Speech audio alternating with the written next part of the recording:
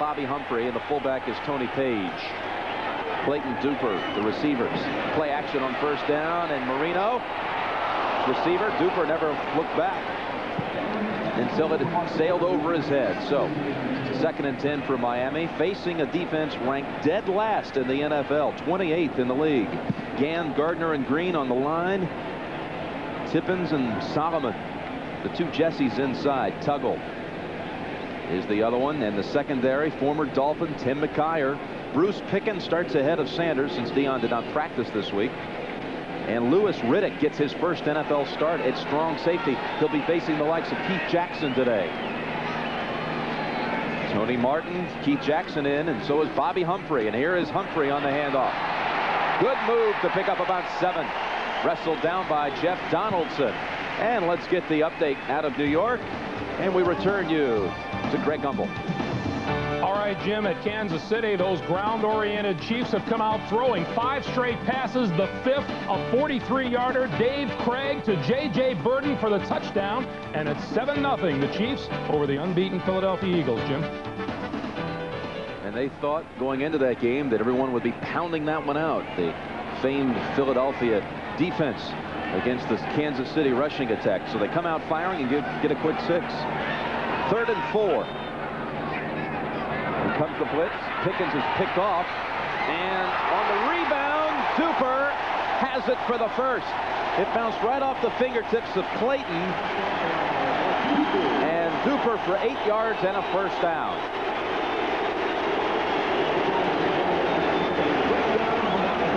Watch Duper now coming down the field. He's the inside on the slot. There it is. It goes right through his hand. Right through his head. You know, in the old days, that was not illegal. That was not legal. You had to have a defensive player touch it in between. I remember a great controversy at a Super Bowl in Miami. Yeah, you're right. John Mackey caught a touchdown, and people wondered, did it graze the fingertips of Mel Renfro of the Cowboys? They never knew the answer, but that went for 6. First down carry, and it's Mark Higgs back into the game for about 1. Miami has really had a hard time, Hank, establishing any kind of running attack for years. But Mark Higgs has worked hard for him now for the last year and a half. Well, they picked up, you know, they're averaging about 99 yards a game rushing, which is better than they've done the last few years. But he's given them a big spark. He's 5'7", very, very strong, hard to see, hard to find, and hard to tackle. 2nd and 9, new lineman in for Atlanta, Torrey Epps and Chuck Smith on the defensive front. 5-step drop. Good time for Dan Marino, and he finds Higgs to the 48-yard line. Darian Connor on the tackle. Set up 3rd and short. Good protection here, Hank. Yeah, that's the big thing. Look at the protection. It's excellent. Good protection. See, then he looks to his right, and then he finds him right in the middle, right almost on the hash mark, maintains good balance, and makes an outstanding catch. 3rd and 1. Higgs lined up in the I. The fullback is Page. 3 tight ends in for the Dolphins. Will run it left. And in traffic, Higgs, I believe, finds the room for the first down. Yes, indeed. First down, Miami. And I think in critical situations, we saw it happen there. They're going to run to their left. They have 2 great tackle and guard on the left side, Webb and Sims, both of whom weigh in the neighborhood of 300 pounds. They get a great push, and they make the necessary yardage for the first down. But again, the Atlanta Falcon defensive line is not large. It's very quick and very fast, but not large. There's big Richmond Webb on that left side. Hank talked about him. He made the Pro Bowl his first 2 years in the league. 7th play of the drive for Miami. 5:50 to go in the first. No score. First down with Bobby Humphrey in the backfield. On the shotgun, Marino flings it just past Keith Jackson at the 35. That time they had a 3-man line. Everybody else dropping back. And Jackson was open. Dan just overshot him. Don Shula, 30th year as a coach in the NFL. 23 of them with Miami. There's his record against the Falcons, 11-1. Only lost to them back in '86. respectively. Curly Lambeau and George Halas have coached longer in the league in history than Don Shula, 30 years. Second down and 10. Look at the room on the right side. Humphrey comes out of the backfield. Marino spots him at the 45, and they say incomplete. They're playing very soft on the outside, very deep. And Jim, as a result, why I think that probably as we go along, Marino's going to throw more balls to the outside because there's a big cushion, meaning that the defensive back is about 10 yards off the line of scrimmage. Day like today, you want to sit right next to that fan when you're out of the game. You'd rather sit on the ice bucket. That's better. Third and 10 from midfield.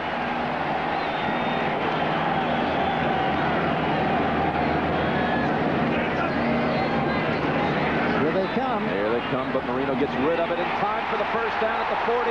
Spin move by Clayton, back to the inside, and down at the 25. Mark Clayton.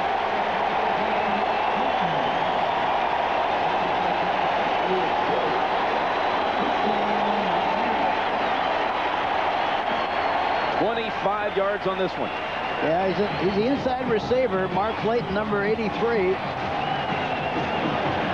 makes the catch and spins to the inside. A missed tackle, gets right down the middle of the field. But the key thing was Marino, how he was able to get rid of that football with all the people around him, and the pressure he had was incredible. He was able to spin away from Brian Mitchell, so the Dolphins driving right away. And on first down, Marino, left side to Duper.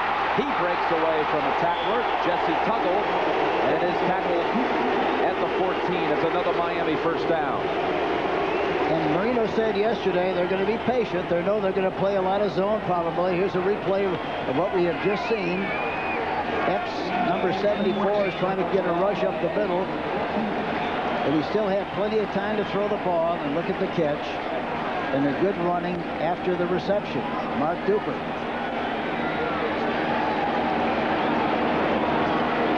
Duper and Clayton with big catches, setting them up at the 14 with a first down. Tony Martin is in now. So is Fred Banks. But it's Higgs with the carry inside the 10. Touchdown, Miami. Touchdown, untouched from 14 yards.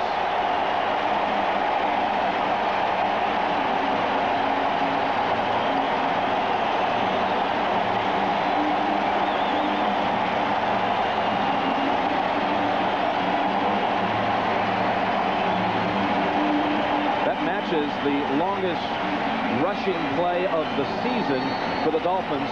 14 yards and a touchdown for Higgs, his third of the year. And what a hole. What a beautiful job. It looks like Keith Sims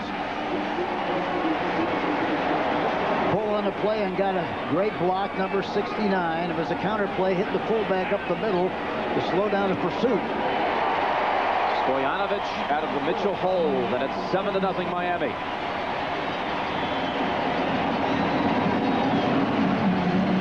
There it is, Hank. Higgs. You see it.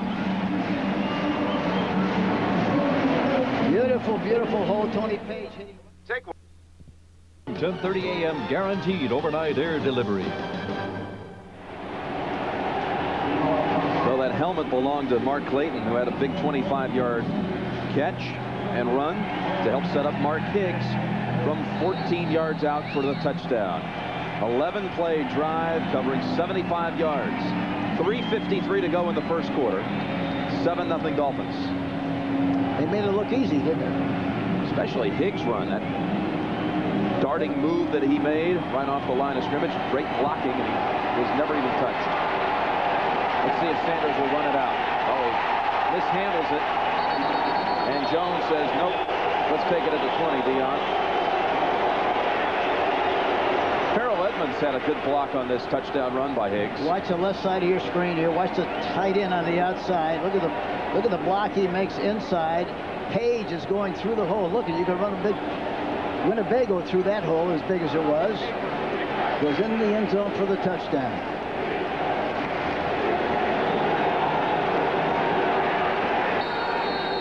It's not forget Atlanta was driving on its first possession, but a drop pass ended that drive in Miami territory. Here they have it for the second time today. 5 defensive backs in the game. Sideline route, and Andre Rison for a quick 8.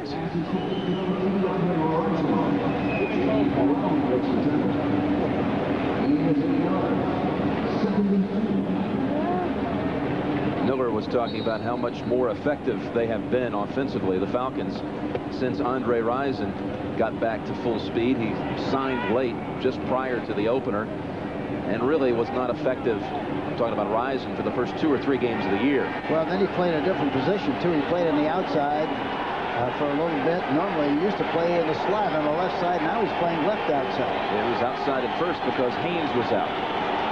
Now 2nd and 2. Little longer route, and it's Rison again at midfield. Working on J.B. Brown. That's 22 yards, that play. That was against the zone again. Defensive back Brown was playing very loose. He was able to make the outside move and catch the ball right before he went out of bounds.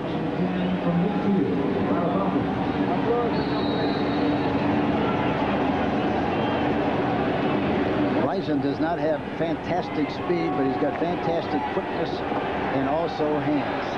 Outstanding, and runs very well once he makes the catch. First down at the 50. Miami defensively has not allowed a touchdown in the first quarter of this year.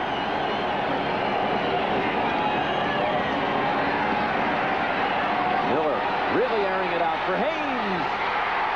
Almost intercepted. Troy Vincent. What a play by the rookie first-rounder from Wisconsin. Vincent that time in man-for-man coverage. Here we see it. He's got him covered in great shape and had a chance to make the interception. Here we see it again.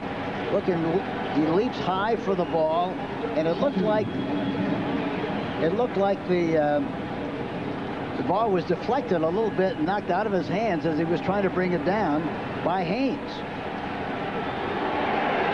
He was the 7th pick in the draft, was Vincent. It's the highest first-round pick Shula's ever had here. And he's off to a terrific rookie season. 2nd and 10, and that's going to be enough for the first, I believe, at the 40. Mike Pritchard. He got the old double whammy after making that catch. Pritchard in the slot, number 35. And the ball is thrown exactly, you can't throw it any better than that, and that's the only way you can complete the pass. Pritchard is also a terrific runner once he makes the catch when he has a chance. Didn't have any chance that time. Tied with Vince Workman and Sterling Sharp for the NFC lead in receptions coming into this game was Mike Pritchard. And they measure for it inches shy. Third and inches for Atlanta. And it is in short yardage, really, where the critics will really howl about this red gun offense. When you're so accustomed to 4 receiver formations and now you need that tough yard, what do you do? Well, here again, if you can't get an inch, I don't care what formation you're in, you're going to be in trouble. They send Haynes to the right, Rison to the left. Miller will take the snap from under center on 3rd and inches. 2:15 to go in the first quarter. Miami 7-0.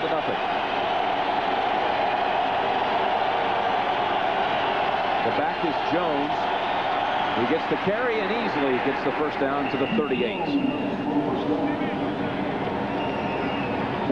Heath Jones with Jamie Dukes back into the game. It was a slight groin pull was the report from the Falcons sidelines. Dukes had to miss a couple of snaps on the first possession, but back in there and helping clear the way for Jones to pick up the first down. It makes a big difference when Jamie Dukes is playing center. He's got a low center of gravity. He weighs about 290 pounds. They got a good push there from Hoover, Dukes, and Fraley on that last blast right up the middle.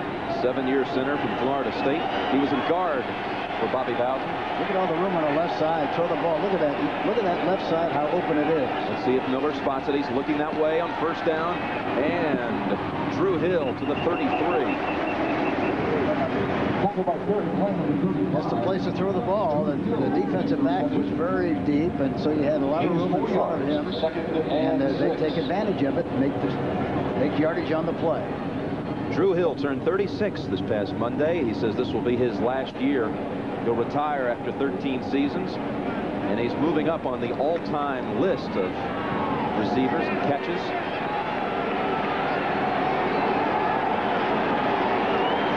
That one he just tied Wes Chandler for 13th on the all-time list, 560 catches. One of your old players, Hank, Wes Chandler. Yeah, and he was a good one. 2nd and 5, and that pass led him too much, intended for Pritchard. He threw it a little bit too quickly that time. He didn't have a chance to set up and threw it on the move, and didn't have any anchor. No footwork on the play at all, and throws it way over the top. So 33 seconds to go in the first quarter. Miami leading 7-0. And Mark Higgs, 14-yard dash for a touchdown. It was a great illustration of how important it is to have your feet in the ground and a good pace and a good foundation. Remember, you can't shoot a cannon out of a canoe. That's tough to do. I've always thought that. You tried it, didn't you? Yeah, right. 3rd and 5. They flood the left side with 3 receivers. Need the 5, and they get it with Risen. He falls at the 21. 11 yards on that pass play.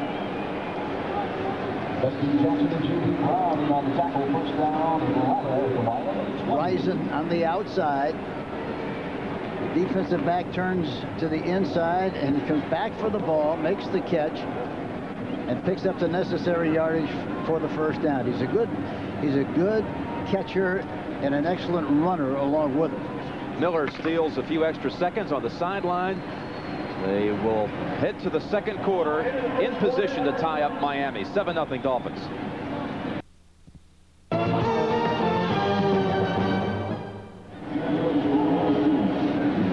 Chris Miller has Atlanta on the move as we start the second quarter from Joe Robbie Stadium. Jim Nance and Hank Stram, pleased to be with you today.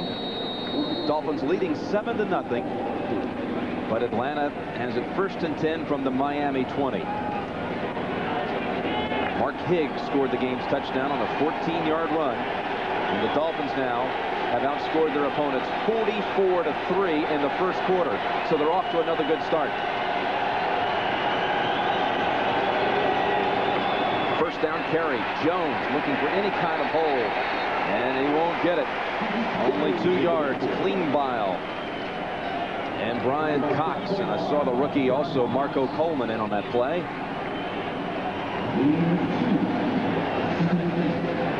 I'm surprised they're running so much against that defense where they have 6 people against their 5. There's an extra man in there that can't block. They're trying to double block him with blocking one guy, then peeling off and getting the other, but it's not working very well. 2nd and 8. The second snap of the second quarter.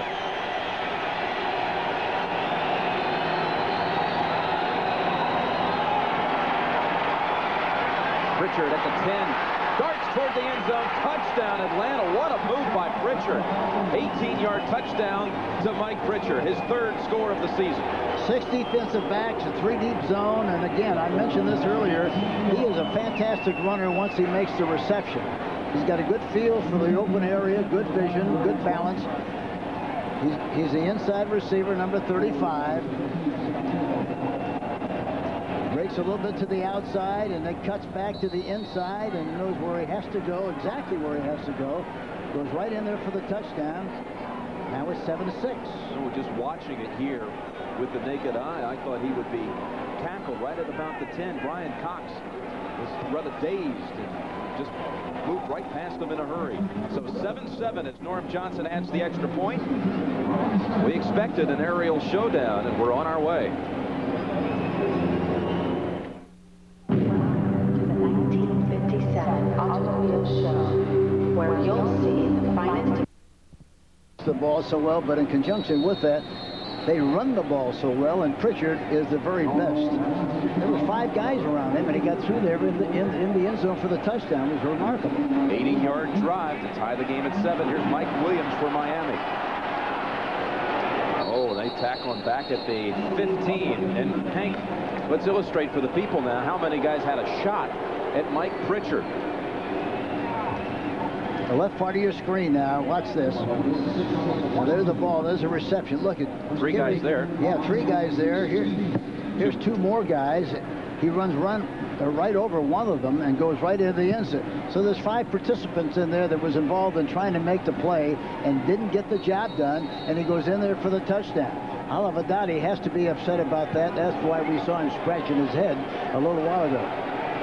Atlanta got a big special teams tackle a moment ago. Charles Washington, and the Dolphins have to start at the 15. Marino rolling out and hitting Page at the 20, and the big fullback rumbles for about 9 to the 24. McKyer and Solomon on that side to tackle. Tim McKyer, who had 1 year here in Miami, and then Don Shula sent him on draft day to Atlanta for a 3rd-round pick. It was a couple of years ago he played here, and I think their disagreements all started when McKyer really wanted to play some wide receiver. Well, yeah, I think that was part of the problem. But talking to him about it, he didn't want to talk about it too much, did he? He didn't want to stir up the waters. He said, "No, let's just play. I like to have fun." 2nd down and 1, and a tough yard. Not sure they got it. Mike Gann stood up Higgs right away. I think they're a little bit short.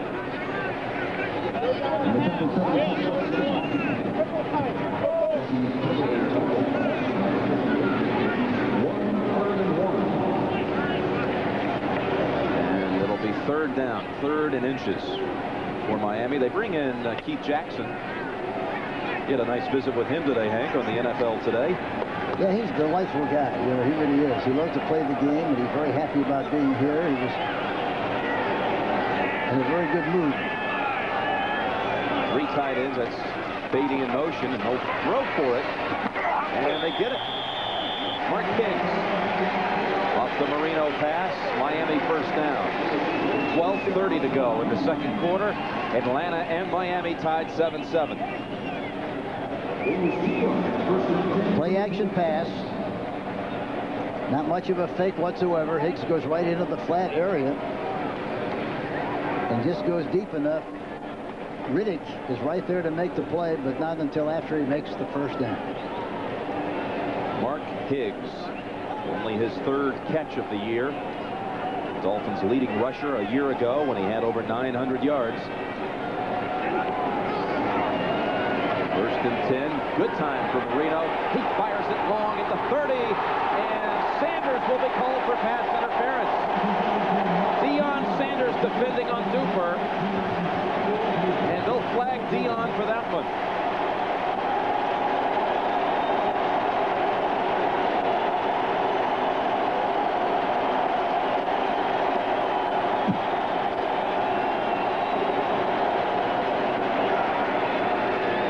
Deep zone that time, too. You saw the push, though, Hank. Watch Sanders put the left hand. Yeah, he got the left hand on him, gave him a little shove right in front of the official. That's a bad play. If he did it with his right hand, he might have had a chance. The left one was right on the side of the official. It's a 47-yard gain off the penalty. The last time Sanders was involved in an interference call, he was a receiver at the end of the game against Chicago and set up a late Atlanta touchdown. They interfered against Sanders, the receiver. But this time, the big penalty sets up Miami. And Higgs. Tim Green was the big tackle for a 2-yard loss. Good play by Green. And he's all over the place, too. He plays end, he plays linebacker, plays tackle.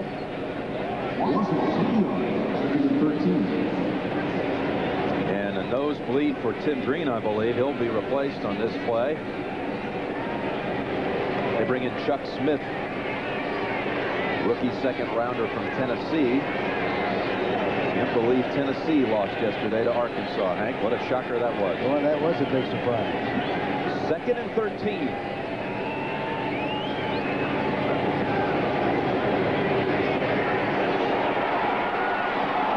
Another flag thrown. They may have Sanders again. Sanders and Duper.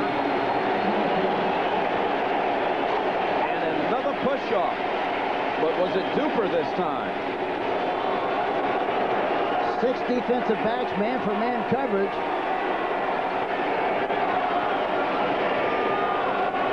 I can't tell who they called it on. Marino is squeaking a little bit also. There was no defensive pass interference. The ball was not catchable.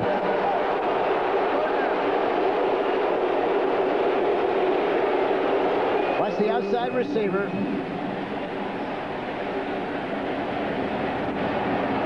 There was a little incidental bumping there, but the ball was so far out in front they had no chance whatsoever to make the play, and that's what they called.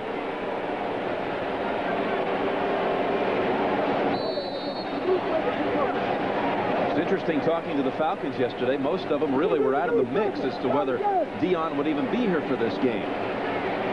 Yeah, it was amazing. They didn't know. They really didn't know. In fact, Jerry Glanville really didn't know. 3rd and 13. Dolphins are 4 for 4 on 3rd down conversions. Although trying to run with it with Humphrey. And Humphrey picks up good yardage, but not enough for the first. Down to the 22 for the birthday man, Bobby Humphrey, 26 today. And that time they ran a counter play with a left tackle, Webb, and Sims pulling to the right. They made some yardage, but not enough for the first down.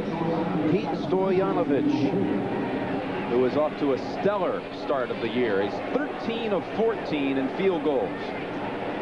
The only miss was from 50 yards, Hank.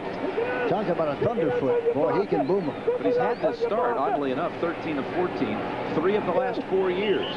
Oh, they were running a fake, and the play is whistled dead. I'm not sure they beat the down clock. Scott Mitchell, the holder, was about to roll out. False start, offense, number 62, before the snap, 5-yard penalty, 4th down. Harry Galbraith got a little anxious on what was going to be a fake field goal attempt. You hate for that to happen when you have a trick play, and then you expose it, and there's a penalty on you on the play that you run. I'm sure they'll kick it this time. It'll be a 44-yard boot.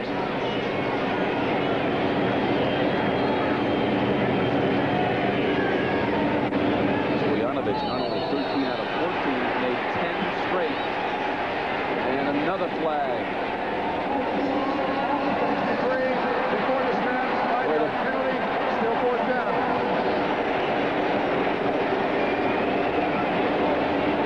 Don has to be upset about that because his team usually leads the league in the fewest penalties. He hates when you make a mistake. It's just, all coaches feel the same way about that, but in that situation, kind of ridiculous to be offside again. So a 49-yard kick. That last one was whistled against Juvenes for movement. Did it rattle him? No good. No good. The streak of 10 in a row has ended for Stoyanovich, and the game is tied 7-7.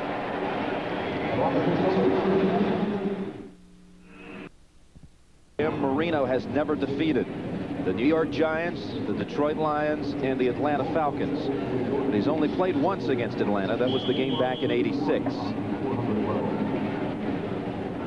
He drove his team in the field goal range. They had a fake set up on a field goal, and a procedure penalty took that opportunity away, and then Stoyanovich, another penalty later, missed from 49 yards. So Atlanta takes over from the 32. Look at all the room on the right side again. And they're looking that way, Hank. Yeah, you did. And a first down at the 43. Give them 11 yards on that. Yeah, really, the way they're playing, especially on early downs, you just play baseball, play catch out there with those outside receivers on the corners. They've been open, and I don't know how many times he's hit the outside receivers in that kind of a situation, but he's been very successful. That was Haynes with the reception, Hank, and again, he's had shoulder problems this year. He is out. Sanders is in. Deion Sanders is the receiver at the top of the screen. 1st and 10, Atlanta. And they're coming his way. Screen. Deion set up with the screen. And Sanders with his first reception of the year to pick up about 10. That's a tough play to run against 6 defensive backs, but if anybody can succeed, it's a good call for him because he does a good job of acting, goes back to the outside. It's a high percentage kind of a play. You know, Michael Haynes is back in. He had 2 guys follow him to the bench. That may have been a decoy the whole way. Oh, sure. I think that he was drooping the one shoulder that he got injured earlier this year. I think they dangled the old anchovy out there on that one. 2nd and 1, and only adding to the legend of Deion Sanders, a pass reception in this game. First down run by Keith Jones. So Atlanta has it 1st and 10 at the 40. Well, according to that, it's 88 on the field, but we opened up the broadcast by saying it was 92. It felt like it was 102. We were down there before the game. Of course, it doesn't hurt too much when you got a little cool air blowing on the thermostat. 1st and 10, Atlanta tied 7-7 with Miami.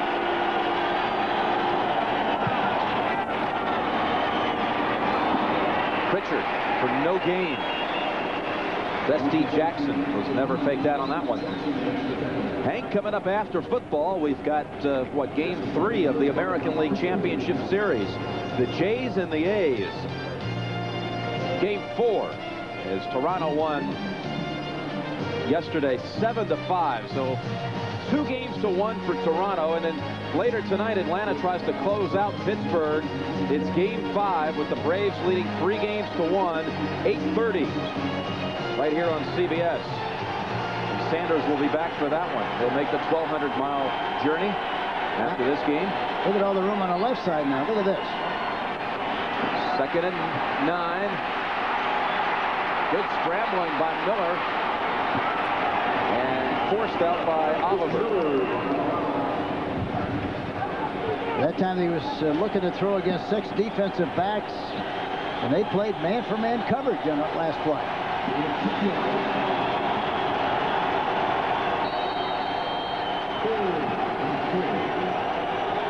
Third and 4 coming up for the Falcons.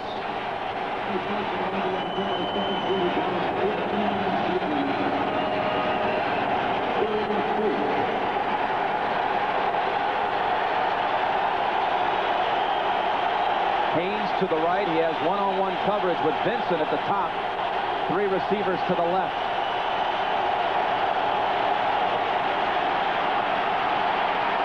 Toward the end zone. Batted away by Oliver. Louis Oliver, the star last week with 3 interceptions, including the record-tying 103-yard run back. He batted that one away, Hank. Yeah, it was a bad throw into so many folks. Too many folks in there. Look at all the time he's got to throw the ball. Not much of a pass rush. But look at this. That ball should have been intercepted. It was a little bit short. It was a little bit short. Drew Hill was the receiver, but 3 defenders in the area. So, Louis Oliver. Good couple of weeks for Oliver, but now a field goal try. Atlanta trying to take the lead from 52 yards. Norm Johnson. Good looking kick. Boy, did he easily make that one. A lot of room to spare from 52 yards.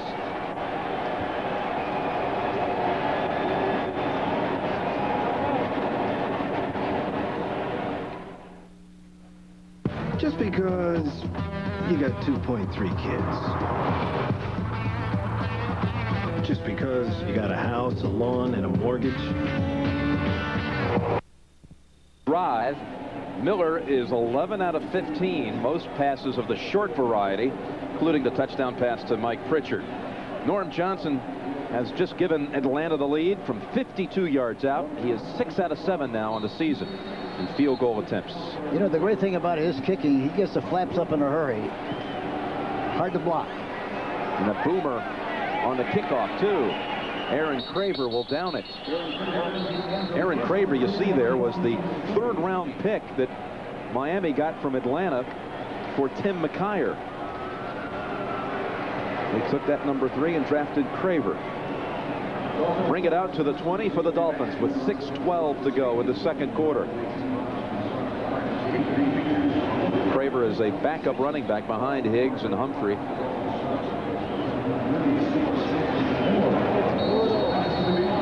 You know how long it's been, Hank, since Miami had a 1,000-yard rusher? 1978. Delvin Williams was the last 1,000-yard runner for Miami. Yeah, I remember him very vividly. He was a terrific back. Higgs for 4. Higgs actually scared that number last year, got over 900.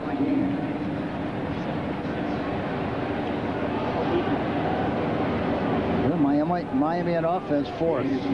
Atlanta defense 28th. Well, that should mean a lot of points today for Miami based off of that. The Dolphins have had it twice. They've driven for a touchdown and missed a field goal try on their other drive. We may not see Joe Prokop today, their punter. That pass deflected at the line of scrimmage. Chuck Smith dancing around all juiced after getting a hand on that one.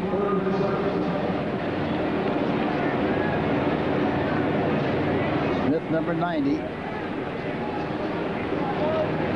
Gets his right hand up, just high enough to deflect the ball. It'll be 3rd and 6. I may have written off Prokop too early. One pass incompletion here, and we'll have a punt. 4 wide receivers in for Dan Marino, including Tony Martin and Fred Banks. On the 3rd and 6 pass play, Humphrey holds on for the first down and bounces around past the 40. 19 yards to Bobby Humphrey.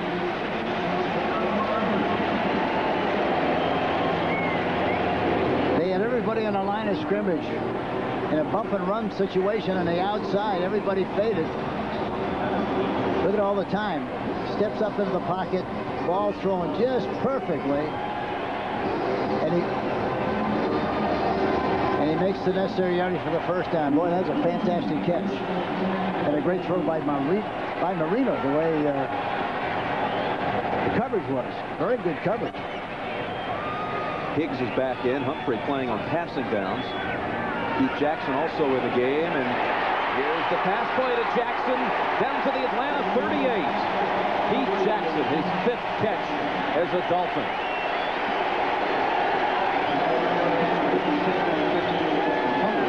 Jackson has a good awareness as he releases the ball off the ball. Look at this. Look at the big hole there. So he settles in the area and he runs well enough. He's big and strong enough to run after somebody gives him a shot. We were talking about how it is to catch a pass from Dan Marino, how different it is for Randall Cunningham. It travels much faster than you think. He says, I've been catching the back end of the ball here the first week. But he held on to that one. That was a good pass play. Good pass. Down to the 38.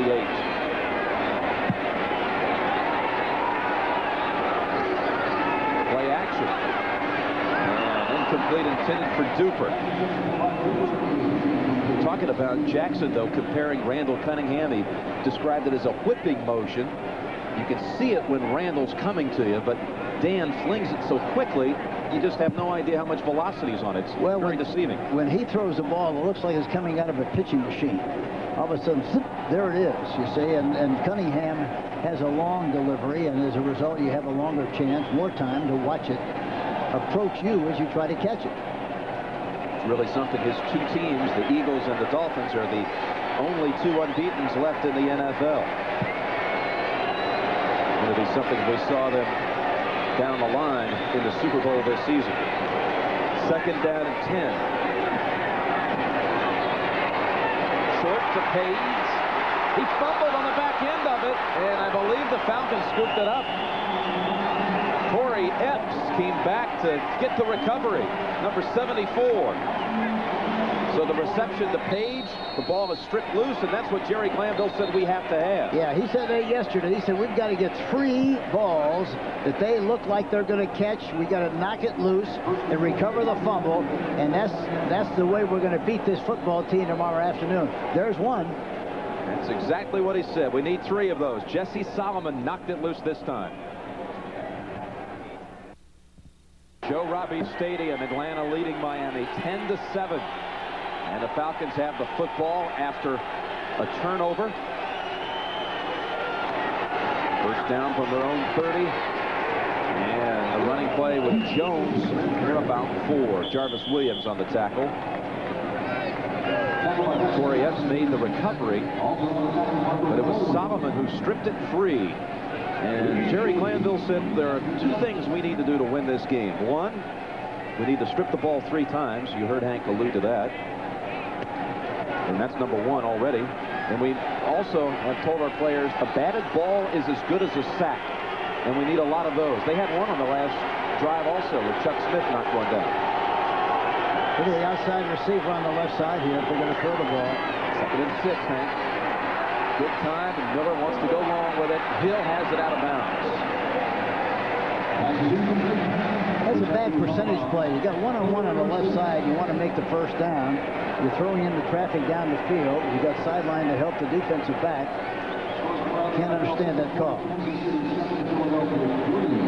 Chris Miller said we've got to steal at least one of the next 2. We've got to keep playing with a sense of urgency. Almost identical play selection for the Falcons and the Dolphins. Miller was talking about the fact they have this tough assignment today at Miami and then next week at San Francisco. We need one of those 2 at least, he said. With their 2-3 record. 3rd and 6, and a flag? Yes, flag is thrown, intended for Pritchard. Not much of an argument from Jackson.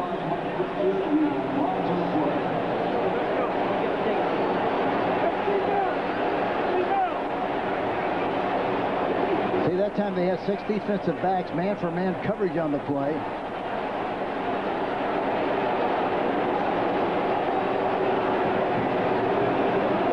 And one thing that's very obvious, what happened?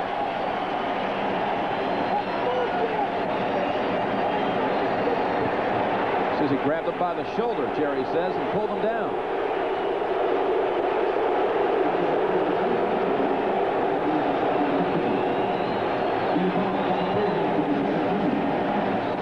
There is no foul on the play. It was picked up. There was not a trip. So they changed their mind on this. Let's watch it. Intended for Pritchard.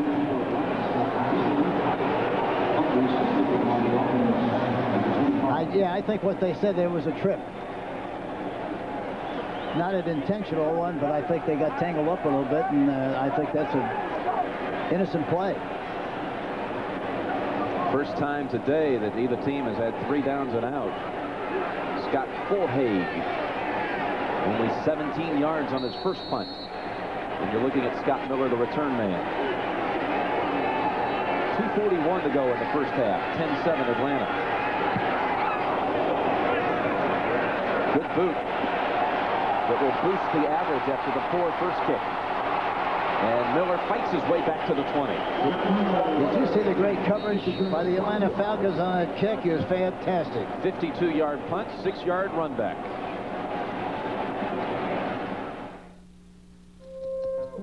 It is a time when the threat of unemployment is greater than the threat of war. It is a time when the national debt demands as much attention as the national security. It is a time when the barriers to a better life are rising and the barriers between nations are falling. The issue is the economy, and it is a time that demands a candidate who is not a business-as-usual politician, but a business leader with the know-how to balance the budget, rebuild the job base, and restore the meaning of Made in the USA. In this election, we can choose a candidate who has made the free enterprise system work, who has created thousands of jobs by building successful businesses. The candidate is Ross Perot. The election is November 3rd. The choice is yours. Yeah, I looked at the BMW and the Lexus. And? I drove this. The power, the handling, the control. It was incredible. Really? It's got leather, ABS, dual airbags. It's even supercharged. I could have spent a lot more on the BMW or the Lexus. But why? What is this? The new Pontiac SSEI. We are driving. Very nice. Excitement, Pontiac. John's ready for Marky, but is he ready for a father-son talk? I talk all the time to my son. Oh, yeah, right. You tell him things like ducks should wear pants. Well, Hearts of Fire Monday. 10-7 Falcons, but Atlanta's last series stopped on 3 downs, but Jerry Glanville thought they should have had the first with a penalty. What was at first marked as a tripping infraction. The flag was then picked up and the call was not made. Jerry's going to melt the wax in their ear, I tell you, the way he's going strong.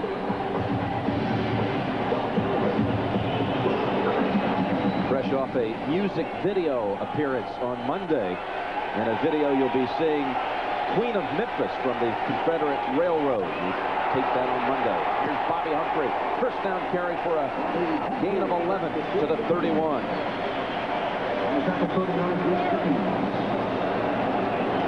Bobby Humphrey, Alabama's all-time rusher. Grew up as a kid in Birmingham. He used to sell sodas there at Legion Field and later starred for the Crimson Tide. And here he gets the football again for a quick 5. Jesse Tuggle on the tackle. And we've reached the 2-minute warning. So Humphrey picks up 16 yards on 2 carries. The Dolphins will go to their 2-minute offense. A look behind the scenes as sports and science converge, brought to you by AT&T. In the past, it was difficult to measure the accuracy and power of a boxer's punches. The Smart Glove system, with a sensor in the hitting area of the glove, detects which punches land and measures the force of those punches. The data is transmitted to a computer via a microchip in the glove's wrist. At the end of each round, the total number of punches thrown and landed is tabulated, giving trainers an accurate sense of the boxer's success. Calcrew Painting wasn't saving what they'd hoped since leaving AT&T. Schoenstein Pipe Organ Builders was having trouble getting long-distance calls through on the first try. So like thousands of other businesses, they've come back to AT&T. And we want you back. Switch now and we'll give you credit for Miami.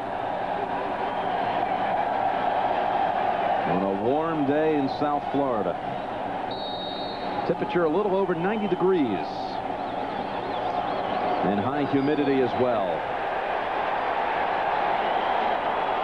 High intensity on the field. 2nd and 3.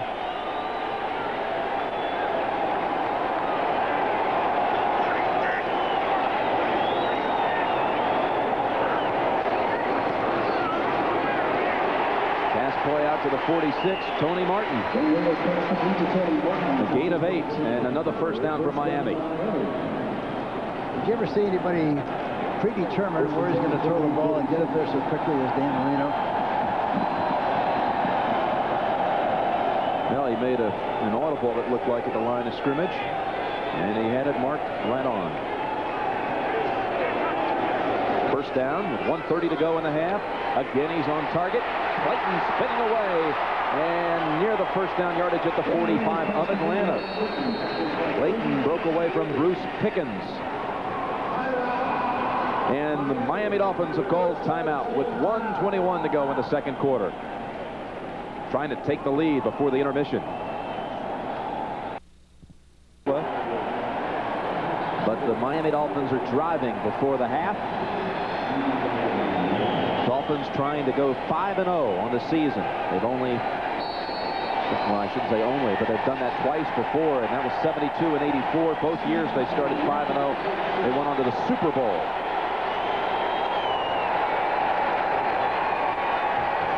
Jackson is in as one of the 4 receivers, second and less than a yard, with 1:21 to go in the half. Batted away, and there's the other thing we talked about, Hank. The other bat. And what happens when you bat the ball down, the other team can't catch it. That's so great about it. That was Moke Gardner that got a hand on it, a paw on it this time, Hank. Yeah, he's a good leaper, number 67, right in the middle of the picture, right on the nose. No, I think it was Solomon now on the second look. Watch 54. It was, yes, it was. Jesse Solomon, number 5. Boy, he got off the ground, didn't he? Bobby Butler has come in. He sure did, Hank. Bobby Butler is in. McKyer is out. 3rd and less than a yard.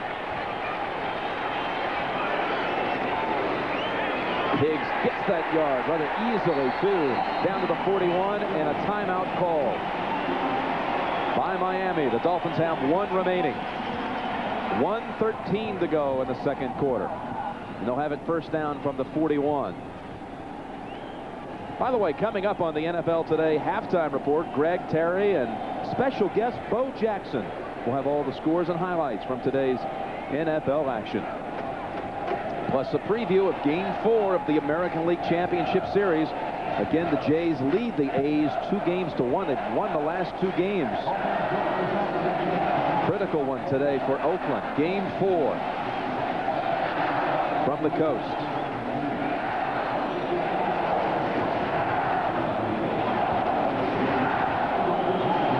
.113 to operate with, and 1 timeout.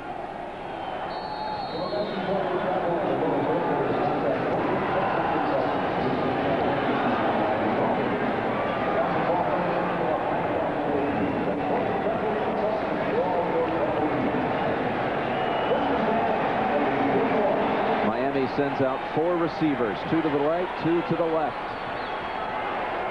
Humphrey flanks Marino. Looking for Clayton at the 20, and it bounced off his fingertips. Brian Mitchell was in the area defending.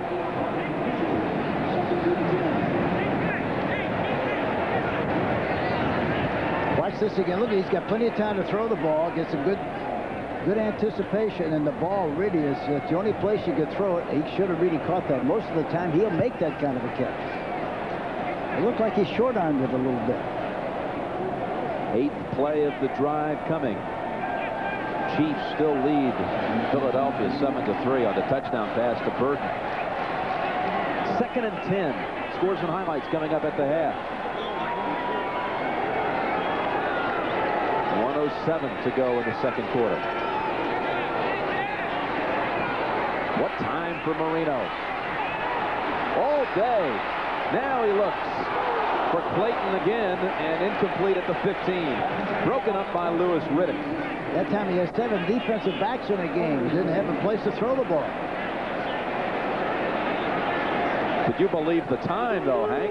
Yeah, he had all the time in the world to get the ball downfield, but they had him covered downfield, and that's why he waited so long to try to get rid of the football. Clayton became Miami's all-time leading receiver last week in the win against Buffalo. He passed Nat Moore in the receiving record. Marino is 4 for 4 on 3rd down. I think not only did Clayton break the sunglasses on that one, but a little bloody nose, too. 3rd and 10, 58 seconds to go. Big pass play again on 3rd down. That's good for the first. Fred Banks near the 30. Miami will hurry as they move the chains. 7 defensive backs in there now. Keith Jackson is in on the right side. Marino fires it incomplete. Pass headed to Martin, both broken up by McKyer. 33 seconds to go in the second quarter.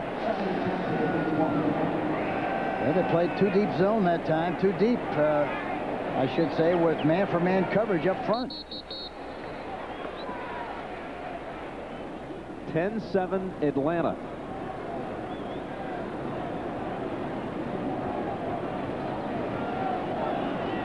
Although it's interesting, you look at the scoreboard, Hank, on the far side, and it says Miami 7-0. I think the scoreboard operator fell asleep during Atlanta's 10 points. Yeah, well, either that or else he doesn't want to believe what he sees. Who's in charge of the scores here? 2nd down at 10. Humphrey with a flag thrown. It looks like it might be a holding call against Miami.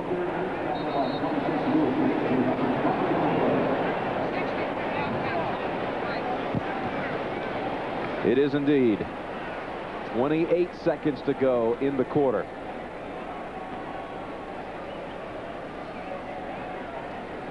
Clayton, the report from the Miami bench, a cut on his nose. Holding offense. Number 62, 10-yard penalty. Still second down. They say that Clayton will return with that minor scrape. That call was against Galbraith. Here we see Clayton being attended to. Put a little patch on that nose, and they'll pat him on the back, and he'll go right back in there and start playing again. Got popped in the head on that pass play. Lewis Riddick hit him with the face guard. 2nd and 20. Under 30 seconds to go. Wide open and dropped by Banks.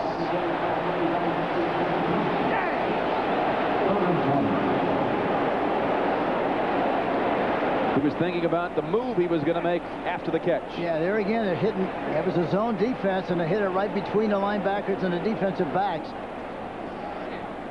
He just didn't wash it into his hands that time, and that's why he dropped it.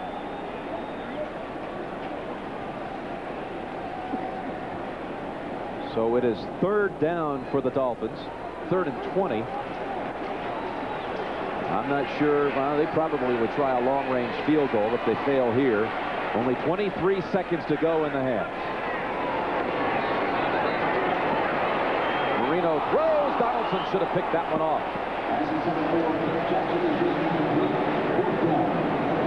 And let's see. With 18 seconds to go, Shula's taking his time making that decision. That should have been an interception. I think that was intended for Jackson. I'm not sure if there wasn't a little confusion there, which is possible, likely to happen when you're only here for your 2nd game. And especially when you're still trying to learn the system. 4th and 20, and forget the punt, forget the field goal try from 57 yards. They're going for it. Going for it with 18 seconds to go in the half. Down 10-7. Great time, and now they finally collapse on him. Tim Green has the sack, and he takes the sack lead on the season for Atlanta, his 3rd of the year. Good effort on the part of Green. He goes around the tackle's block and tackles him from the backside. Marino didn't feel the pressure, didn't see him coming, and got sacked on the play. Hank, with that sack at the Atlanta 44, the Falcons now have a chance for maybe 1 or 2 pass plays to bring on Norm Johnson for a field goal try. Johnson easily cleared it from 52 yards earlier in this quarter. I figure they need about 20 yards. Johnson's career long is 54. And Atlanta has all 3 timeouts left. 12 seconds to go in the half.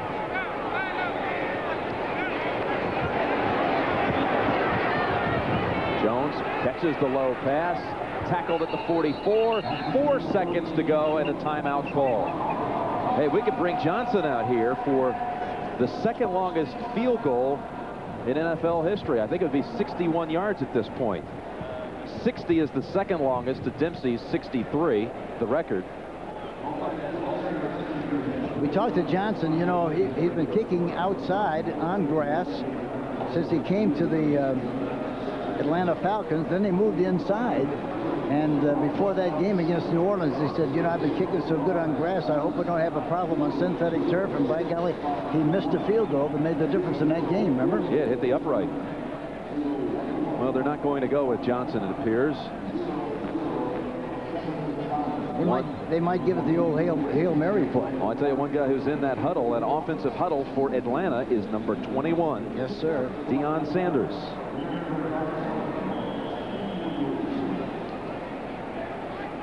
They beat the 49ers last year, remember? Was the old Big Ben play before that? At the end of the game, we were there. Yeah, that was right. Billy Joe Tolliver had to come in for the injured Miller. Yep. And Michael Haynes got the Hail Mary at the end of the game. And that was such a critical loss to the 49ers as they won out thereafter. That one game would have put them in the playoffs. From the 44, barring penalty, last play of the half. Into the pile and incomplete. It's ruled. See, that kind of a pass you cannot throw out of bounds. You got to throw it into field play. because you never know how the bouncing ball is going to drop. Well, Hank, that's the end of the first half with the score. Atlanta 10, Miami 7.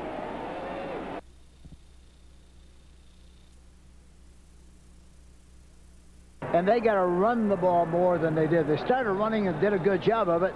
Then they got away from it. They've got to run more than they did in the second quarter. Beautiful day, Hank, in Miami. 10-7, Atlanta leads. Back for the second half in a moment. 73,000-seat stadium. Doing a brisk business inside today at the concession stands. We're ready for the third quarter. There's still a lot of swimps here this afternoon, aren't they? Can you get some swimps here? Yeah. Where'd you come up with that one?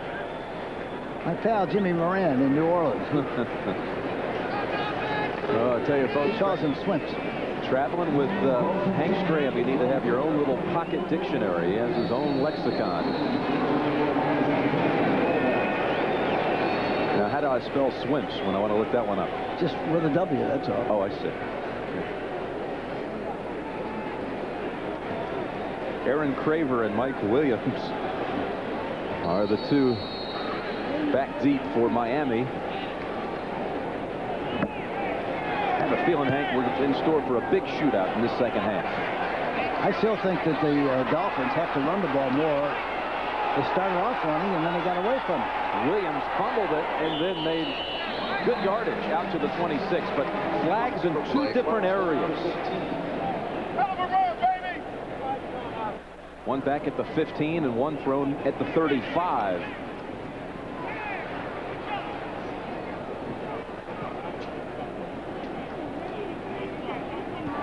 Legal block in the back on the return team, number 50.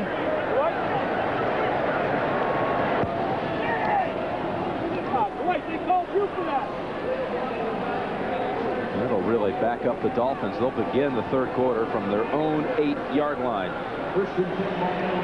Collier flagged for that illegal block.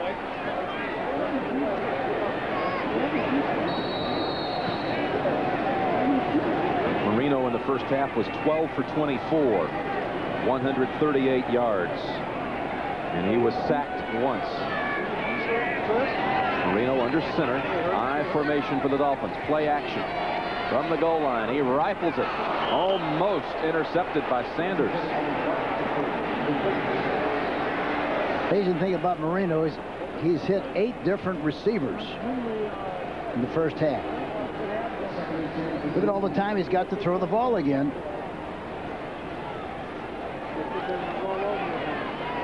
Pass intended for Tony Martin, I believe. Duper and Clayton are the receivers on 2nd and 10. Marino's hit on only one of his last 8 passes.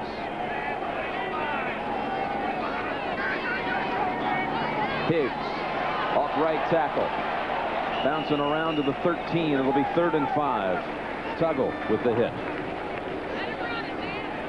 And Tuggle, you know what? He's done a remarkable job for the Atlanta Falcons, and he's back there about 6 yards deep as a linebacker, which is usually a little deeper than most linebackers, but he patrols that area, goes from sideline to sideline as good as anybody I've seen in a long time. Higgs, 8 carries, 27 yards. Pick up half his yardage, though, 14 yards on that touchdown run. 3rd and 5, back to the shotgun for Marino. 4 receivers for Miami, countered by 6 defensive backs for Atlanta.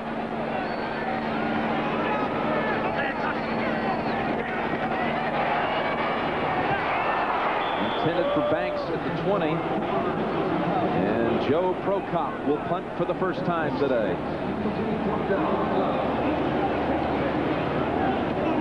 Elbert Shelley came in and put some pressure in on that last play. Backup defensive back. And now Prokop, who punted last year for San Francisco, and in one of the 2 matchups with Atlanta, Prokop had a punt partially blocked.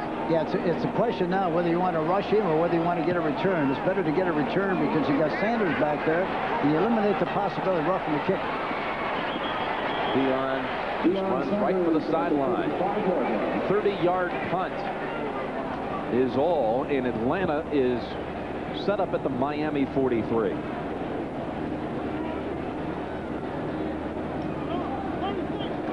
In the 90s, touchdowns thrown, Kelly leads the stats. Moon is second. And maybe surprising to some, Miller is ahead of Marino for third. Two of the top four dueling today. Miller has one already today. I mentioned again now 12 straight games he's thrown a touchdown pass. Came into this game tied for the NFL lead with Jim Kelly. Touchdowns thrown.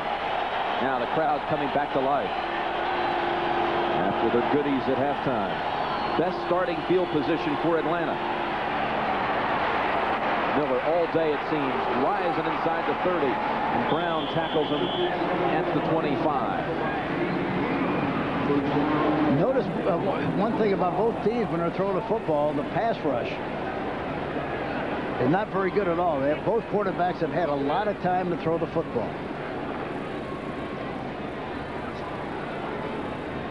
Tell you, Miller keeps getting protection like that to hit on pass plays. It's really paying dividends. He takes his offensive lineman out for dinner every Tuesday night to Chops in Atlanta. Runs up a big bill for those guys up front. And that's a big league place. Keith Jones inside the 20 and down to the 17. Chris Hinton with a block on the right side.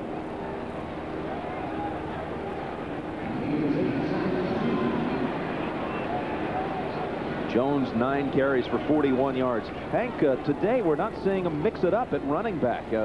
For a long time, Atlanta would shift in with Broussard or Smith or Pegram. But it's been Jones the whole way today. Well, they like him very much, and I think they expect him to have a great future here. They really do. We've seen spurts of that in the games we've done of the Atlanta Falcons. And he missed all of camp with a knee injury to Jones.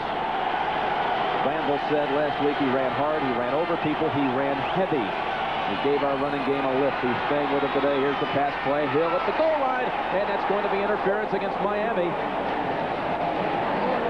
Going against Kerry Glenn. And that'll put the football at the 1.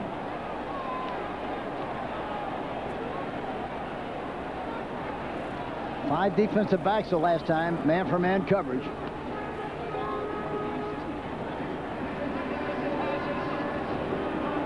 There's the pass interference on the play, Kerry Glenn. Number 35.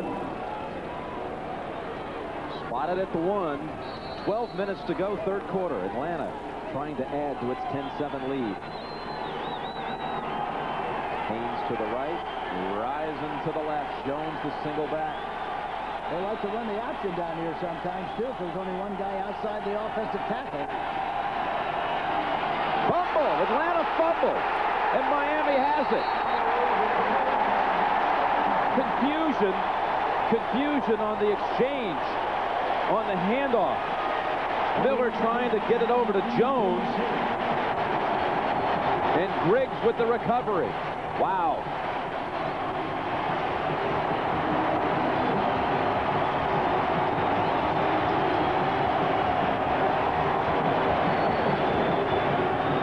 It looked like Miller thought he was going to hit a little tighter and didn't get the ball out to the ball carrier on the last play. A 7-point play in essence, and Miami trails by a field goal.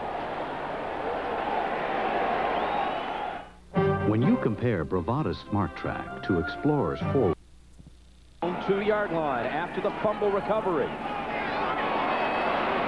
Marino, another drop pass. They had one right before the intermission. Freddie Banks had one. This time it was Edmonds. That's 3 drops overall. You remember another one in the first half as well. Here we get a good shot of the fumble. Jones, the halfback, is running into the hole and should hit it a little tighter. I think he saw something on the outside, try to veer to the outside before he had the ball. And as a result, there was no exchange whatsoever, and the ball wound up being on the grass. 2nd and 10.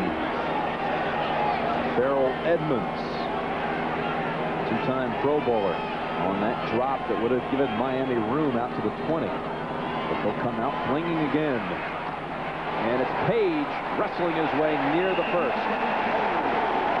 They rolled him over to the 12, right at the first down yardage. Riddick and Tuggle on the tackle. And they spot it for the first down. So good effort by Tony Page.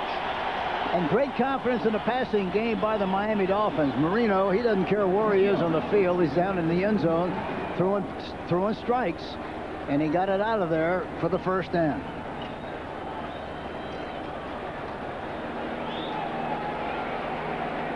(10-7) Atlanta with 11 minutes to go in the third quarter.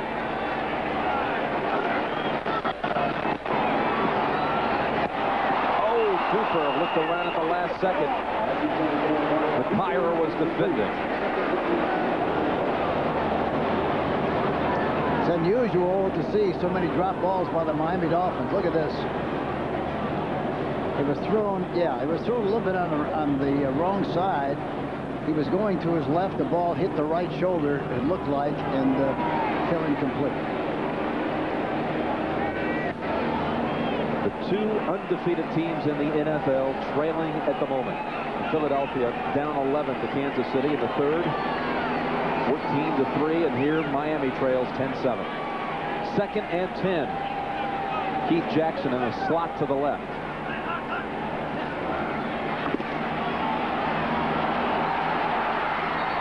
And Marino slides for a 1-yard gain, so it will not be registered as a sack.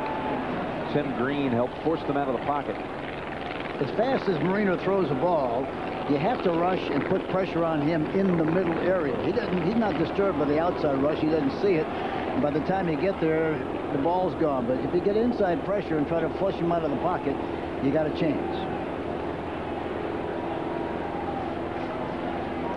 3rd and 9 coming up, and the Dolphins hit on their first 4 third down attempts of the day. Now 7 for 10 for the game overall. Humphrey is in on the passing situation. And a timeout called by Atlanta. Atlanta defense burns one. With 10:10 to go, third quarter, 10-7 Atlanta. He said he'd like to throw the ball about 15 times a game. I said, you mean you want to touch it 15 times a game? Only one touchdown allowed in the second half all season long by the Pittsburgh Steelers. The Browns down by 3. Midway through the third quarter, have it 1st and 10 from the 25. Kevin Mack breaks a tackle in the backfield.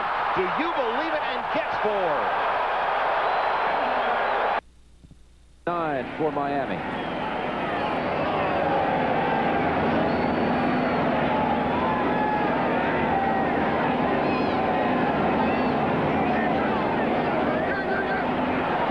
Blitz. Marino gets it away. Humphrey can't hold on. Would not have had the first anyway. Tuggle had the good defensive play on Humphrey.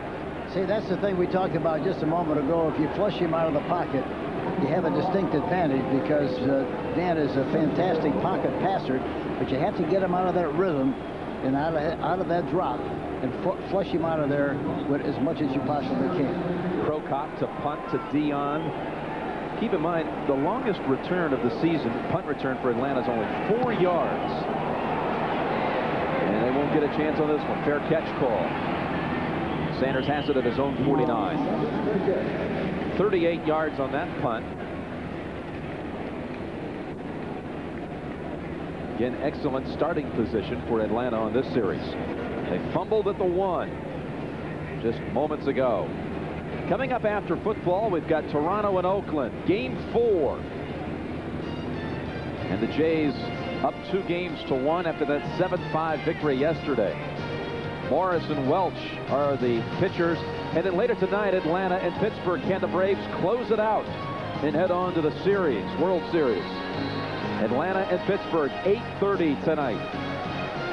Jimmy Leland, the manager of Pittsburgh, an old high school chum of Jerry Glanville. They played football and baseball together in Perrysburg, Ohio. 1st and 10, and Miller gets the short one to Drew Hill. Only 3 yards. Drew Hill just moved past your Wes Chandler in the 13th place on the all-time reception list. Well, Drew has really had a remarkable career because of the great job that he did for such a long time with the Rams, and then he goes to Houston. Now he's here. He's been a very steady, dependable receiver. 2nd and 8.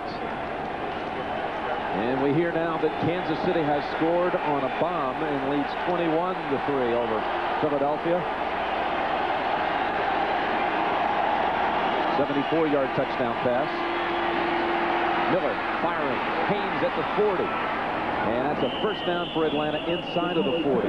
They worked on Troy Vincent that time. 5 defensive backs, man-for-man coverage on the last pattern.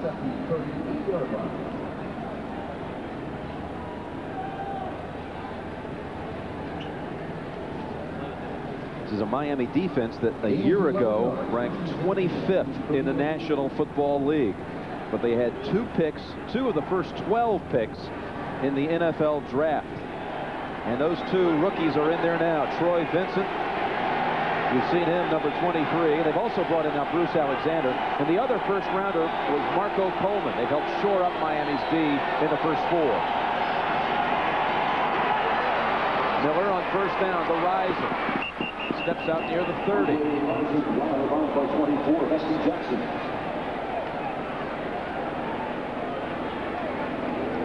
The story of this quarter, Hank, is that Atlanta's been on Miami's side of the field the whole quarter, but they have not scored yet. They had that first series and the costly turnover down at the 1. Yeah, the field position has definitely been in favor of the Falcons. And again, as you look at this thing from up here, why consistently you see both quarterbacks having a lot of time to throw. Haynes and Hill to the right, along with Phillips, who now comes in. 3 receivers to the right. Rising to the left. 2nd down and 2, and they run it with a first down. Good carry. First one of the day by Steve Broussard. First down for Atlanta. And let's get the story now on that touchdown by the Chiefs. Here with it is our guy, Greg Gumbel. All right, Jim, here it is at Arrowhead Stadium. David Craig, play action. Willie Davis, 74 yards, 10 yards behind the secondary. 3 TD passes today for David Craig. 21-3 Chiefs in the 3rd, Jim. And again, the only other unbeaten is Miami, and they trail here, 10-7. Atlanta looking to extend the lead. 7 minutes to go, 3rd quarter. First down from the 22. Miller to Risen. What a catch! What a catch! Touchdown, Atlanta. And you can't cover a receiver any better than that, really, Jim. It looked like he had the thing faded. And Risen sucks it right out of the air.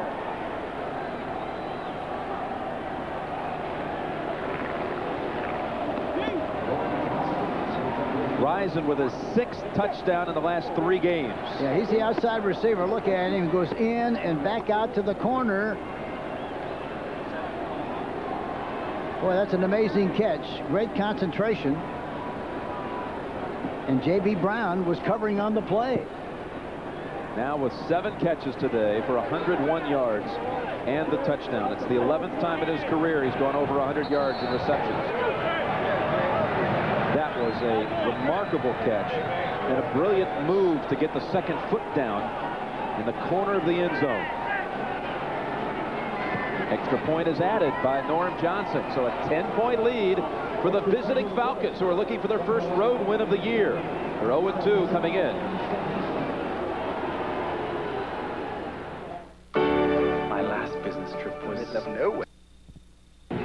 Critical turnover in this 3rd quarter. They fumbled at the 1, but the next series they got it back, and they've driven now for the touchdown and the 10-point lead. Craver, goal line, run back. Stuffed at the 21. Now let's show you the sequence now.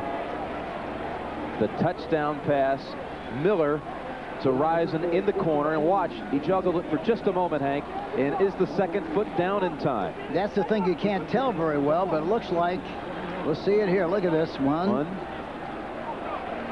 I think he's in. Yeah, I think he is too. And that's using all of the field. Every last inch of it.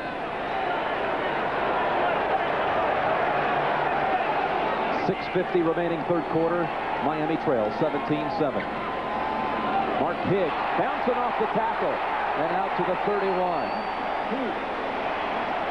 Secondary tackle by Deion Sanders and Jeff Donaldson. Broke away from Gann. Yeah, I mentioned it several times, Jim, but I really think they've gotten away from the running game too much. I think they can run the ball. They have proven that they can run the ball, but they're not doing it nearly enough. I don't think. I'm talking about the Dolphins. Average starting field position in this half. Miami from its own 10 and Atlanta from the Miami side of the field. It all started on the kick to begin the third quarter. There was an illegal block against the Dolphins, took them back to the 8. Then they recovered a fumble at their own 1. And now this series from the 21. First and 10 Dolphins.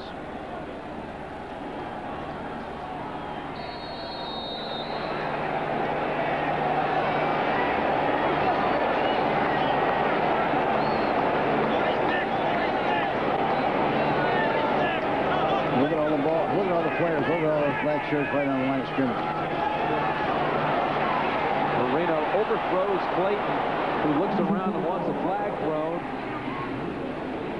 Ken Tippins was in on the quarterback.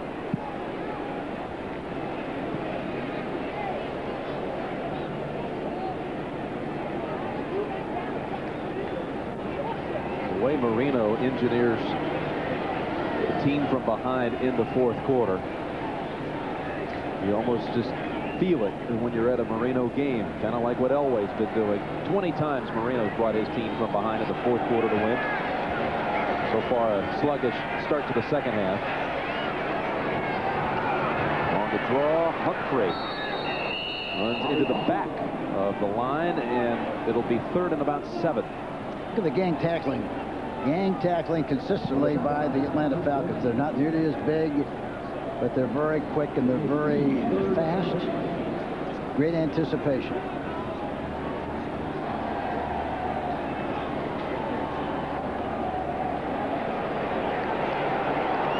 Third and 7.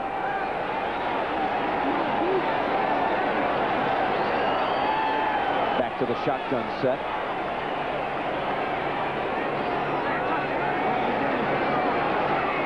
Here comes blitzing Atlanta.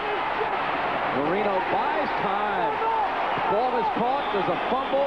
No, now they rule it incomplete. Duper caught it for a moment. Donaldson with the hit. That's the 6th drop of the day, according to our stats. Here again, look at him escape, and he still gets rid of the football. See, look at that hit. I'm not sure that wasn't a catch.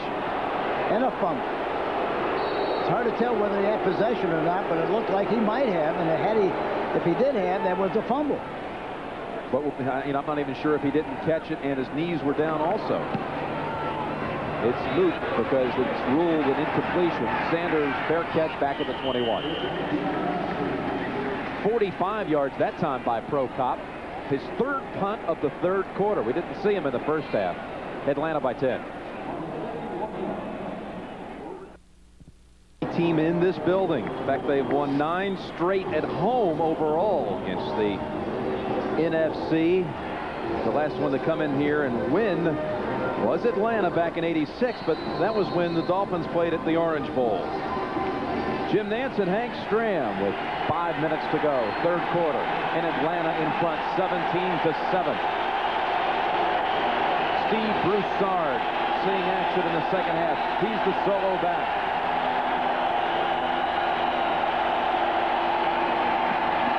Dump it off to Hill, out to the 24. Miller passing on first down. He's 13 of 15 now. Boy, he's got a hot hand on 1st and 10. Cowboys exploding today over Seattle. Not a great surprise. Dallas and Philadelphia it appears, headed to a tie in first in the NFC East. Of course, Philadelphia beat them head-to-head on Monday night. 2nd down and 8. They'll have the rematch November the 1st in Dallas.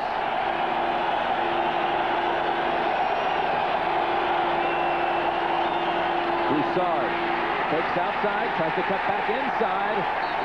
And a whole bunch of Dolphins there for the tackle, including Coleman and Alexander and Alfred Oglesby from Houston.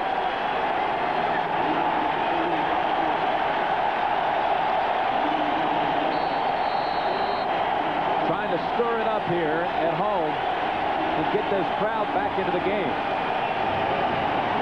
Broussard tried to go inside and then outside and then back inside, and that's when you get in trouble. You got to make a decision, right or wrong, and go with it and do the best you can. 3rd and 7. Where's the room out there on this play, Hank? What do you see? The middle. Where they're playing right now, the middle should be open. The right side, intercepted. It's intercepted by Vesti Jackson, and touchdown Miami. The middle was open. Boy, they got him back in the game in a hurry. Man-for-man coverage was too deep.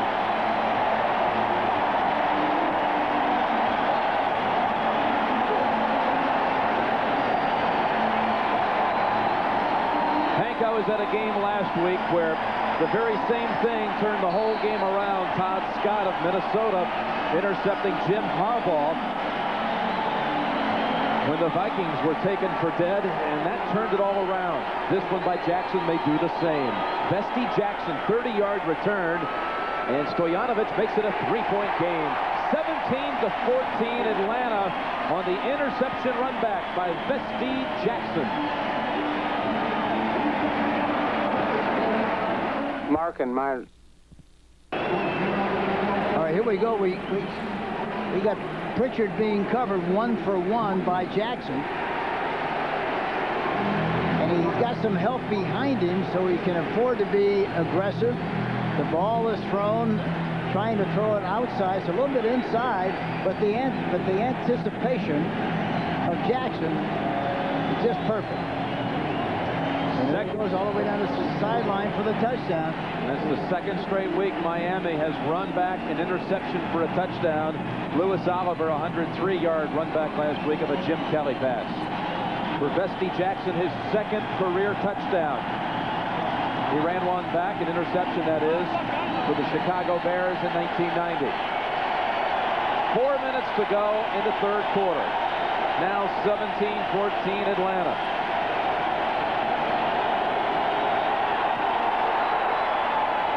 Knuckleball coming down to Sanders at the 10. Watch out for Dion. Across the 30 to the 32. I'll give the Miami defense some credit too, Hank, because just prior to that snap, they had started to stir it up. Remember them encouraging the crowd onto some raucous behavior, and the crowd really started making some noise. The very next play, they run it back. You know, one thing about the personality of this Dolphins team, I've never seen them so animated and so emotional in the games that I've seen them play. They've got a lot more enthusiasm than they've ever had in the past, I think. And you know, Glanville said the same thing. He said, Miami's playing with the most emotion I've ever seen by them. And they will be the rest of the way, I assure you, after that last play.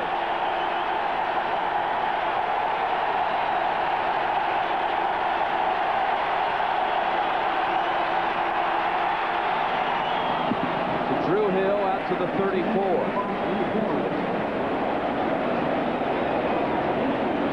That'll silence them just a little bit, although it was not a big gainer.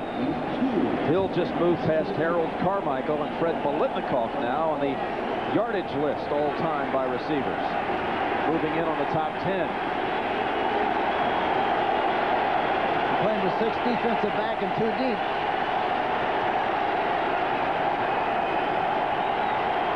Second down and 8.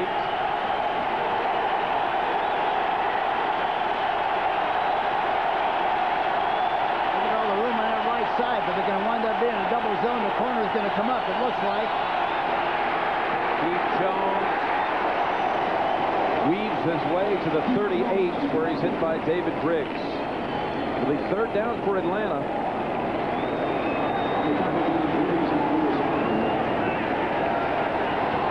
Jerry Glanville, the only coach in the National Football League that I know of that calls every play offensively, defensively, especially teams.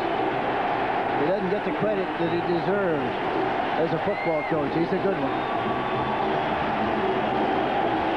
Took the Falcons to the playoffs last year after a 9-year absence in Atlanta.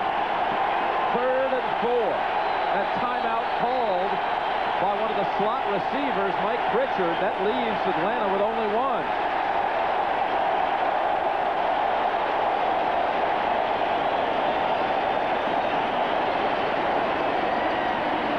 So only one timeout the rest of the way for the Falcons.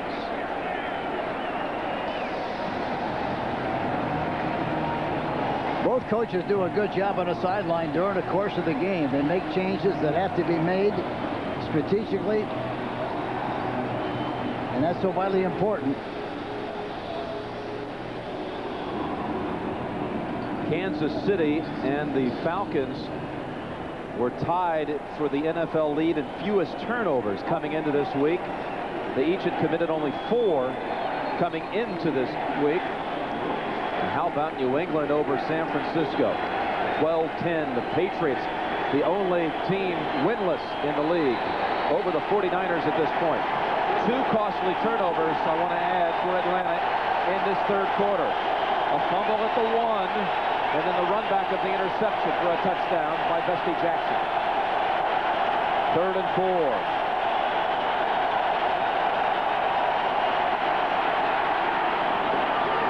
Rising with a diving attempt, but incomplete. We'll see Scott Fulhage in the punt. That would have given him a first down, too, Jim.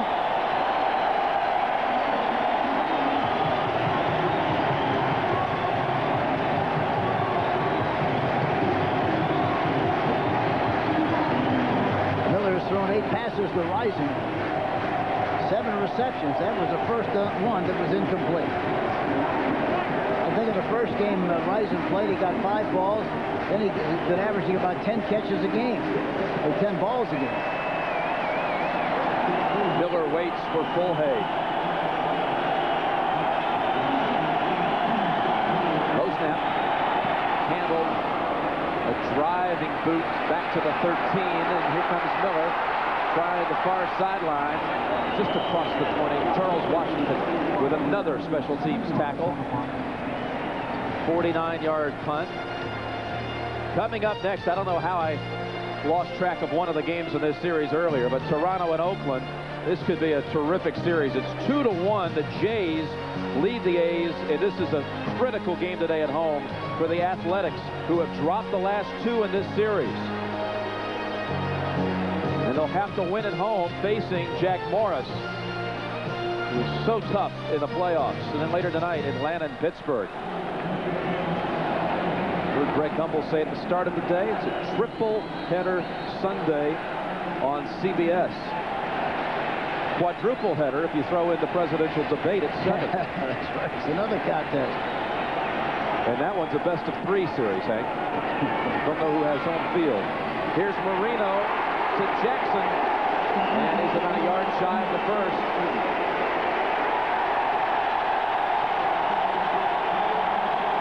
His second catch of the day.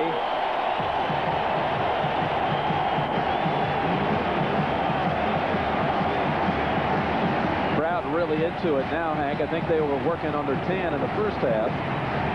Like you all week. You came in early, I noticed, by about 2 days to soak up some rays. Yeah, the sun didn't seem as hot as it is in New Orleans. 2nd down and 1. And hit. Got to the outside for the first down. And look at him go near the 50. 21 yards for Mark Higgs. You see the hole. I tell you, the touchdown run, they had a fantastic hole. And this is another one that's equivalent to the touchdown play. Look at all the room inside. Look at this. A good block at the point of attack. Makes a good inside-outside move. He's done it. And look at Epps trying to knock the ball loose from the backside, but he doesn't get it done. Our stats man, Pat McGrath, was disappointed. Higgs didn't quite make it to 30 yards on that rush, only 21, because the Dolphins have not had a 30-yard run or longer in over 600 attempts. That's amazing. Flag down right away. Here is Higgs. Another good run down to the Atlanta 44. We'll check the marker. And really, with a big, strong offensive line of the Dolphins, they ought to be able to run like they're running. They started to do that, did it well, got away from it. Procedure, offense, number 89, came off the bench, did not come inside the numbers. 5-yard penalty, repeat first down. Can you believe, though, that they have not had an attempt, a rush for over 30 yards in 613 tries, and only one over 30 yards in the last 1,300 rushing attempts? That is amazing. It's hard to believe. Especially the way they used to run with Zonka and Kick and Mercury Morris. 7th penalty against the seldom penalized Miami Dolphins. 1st and 15. Closing minute of the 3rd quarter. Off the play action and the pump fake. Marino rifles it to Jackson. First down at the 41 of Atlanta. Jackson's getting the act, too. He's getting very emotionally involved in this game. He's probably happy he heard the Philadelphia score.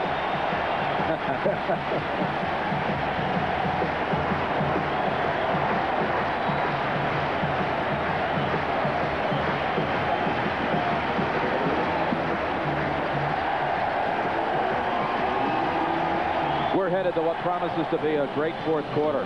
That's the end of 3 with the score. Atlanta 17, Miami 14. Begins with Miami at the Atlanta 41. The Dolphins were down 17-7, and then Bestie Jackson stepped in front of Mike Pritchard and ran an interception back 30 yards for a touchdown. 1st and 10, Dolphins.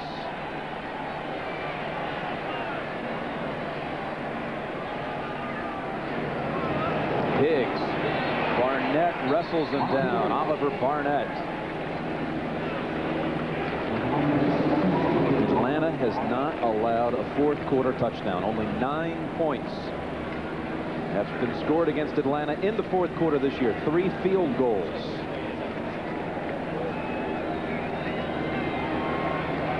There's always a lot of question, I'm sure, in this kind of a game about the heat being a factor, but I don't think with Atlanta practicing in Atlanta like they do, I don't think it should make any difference.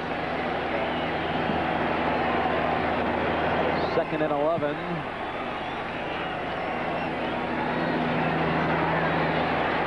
Flag down. This one's coming back, I believe. Pete Jackson doesn't know it yet. Maybe he's wondering why they're not going crazy after that one. Because there's a flag down back in the Miami backfield. And holding is the call.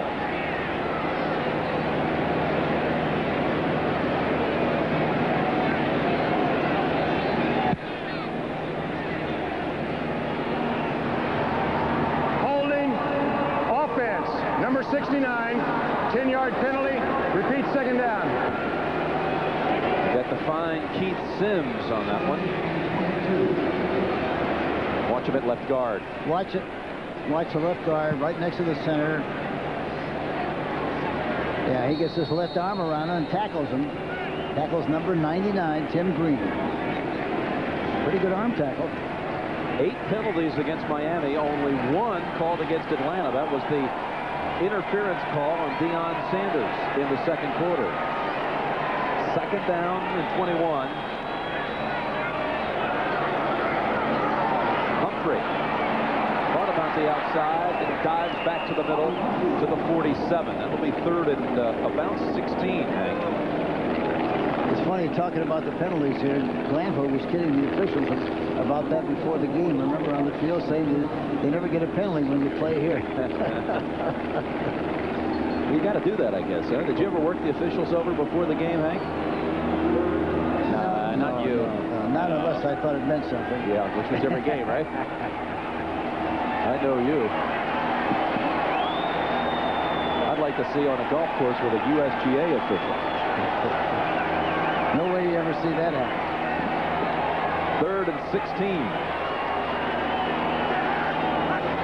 I think Atlanta's off sides. Could be a free down as they dump Marino back at the 45. Tim Green took him down to the turf, but let's check the call. Looked like Atlanta was a little anxious. Offside, defense, number 99, 5-yard penalty, still 3rd down. Green is all over the place. He played right in. Now he's over on the left side and jumped offside on that last play. Well, Dan Marino has a chance now to pull off a come-from-behind 4th quarter victory for the 21st time in his career. He's already done it twice this year. The Monday night game against Cleveland, what a thriller that was. And then against Seattle on the road at the Kingdome, where he bounced back from a blow to the head, a concussion, and threw a touchdown pass. 3rd and 11, and I think Atlanta jumped again. Here's the pass to Duper. One-on-one coverage by Sanders. He's down at the 33, about a yard short. No flag on the field. Yeah, it looked like he might have jumped, but I don't think he did. And the crowd kind of hollering, wanting Don Shula to go for it, but I think wisely bringing out Stoyanovich for a field goal that could tie it. It'll be a long-range kick, 51 yards. And remember, Atlanta's very good at blocking kicks, so you got to look for that too. If there's such a thing as field goal defense, Atlanta's #1 in the league. Last year they made only 50% against Atlanta, and this year 6 out of 12. So it's hard to make one against them for some reason. 50 yards is the official call for the tie. Stoyanovich. No! Oh, that was so close. Hooked wide.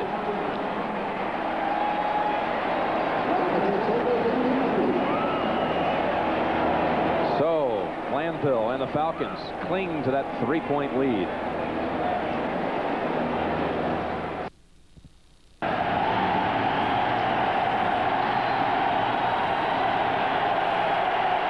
Stoyanovich, having missed his 2nd field goal of the day in 2 tries from 50 yards, that would have tied it, and Atlanta takes over from the 33. Is Pritchard for a gain of only about a yard. Jackson on the tackle.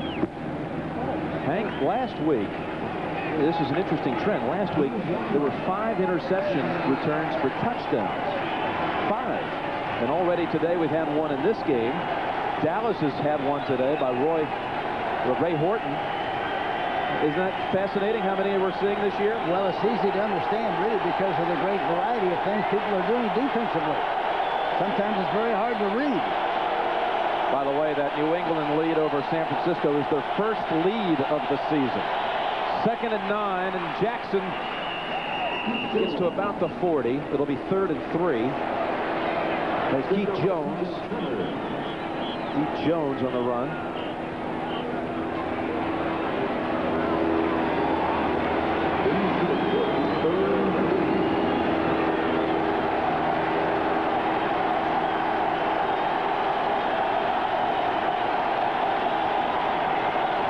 Clock is running with 10:30 remaining in the game. Toronto at Oakland coming up next.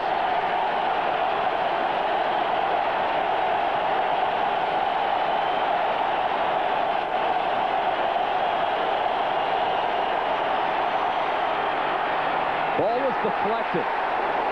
There were a couple of Atlanta receivers across the middle, Hill and Pritchard, and I think Lewis Oliver got a hand on it. Helped knock it away anyway. We got rid of that ball in time. Looked like there was some pressure coming right from the backside. There it was. Oh, it touched Hill's hands. A little too high for Hill. And I think then it hit him in the shoulder pads and bounced off, but there were 2 receivers in the same area, so one wasn't intercepted. Somebody blew the pattern. Fulhaig will have to punt. 5 possessions in this half for Atlanta. They've had 1 touchdown. Oh, this is a good boot. If Atlanta can hurry up and catch up to it. Elbert Shelley's down in the area, and so is the snapper, Harper LaBelle, who downs it at the 2.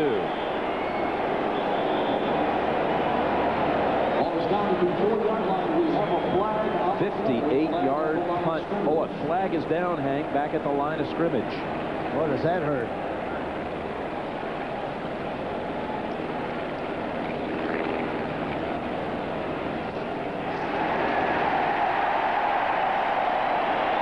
Takes away that magnificent kick by Fulhaig.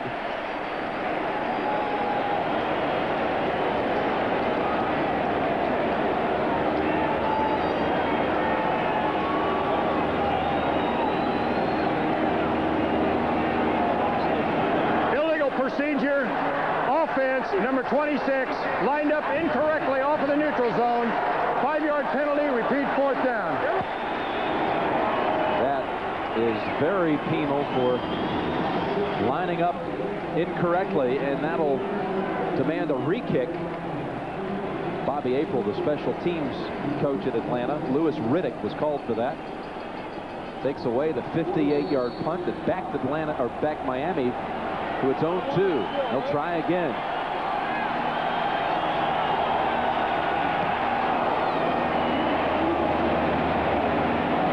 A good kick, and fair catch at the 22. That was a 43-yard punt. 9:50 to go in this game, and it's 17-14 Atlanta. By the way, baseball coming up next today, but on next Sunday we have an NFL doubleheader coming your way. Early, most will see Philadelphia and Washington. Hey, the Redskins are 0-2 in the NFC East this year. They lost to both Dallas and Phoenix. That'll be a key one for both of those teams. And then late, most will see Atlanta at San Francisco. The Falcons swept the Niners last year for the first time since 1980. Beat them twice.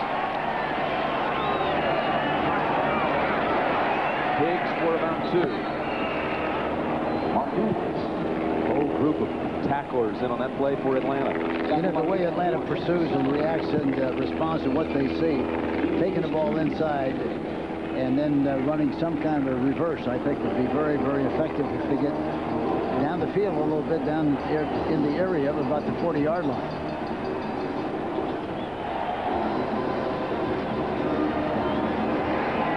Pete Jackson will run to a slot to the left. On 2nd down and 8. It's already becoming Marino's favorite target. Just the 2nd game. Flag down. Ball deflected at the line. I think Mo Gardner got a hand on that one. The play was whistled dead anyhow.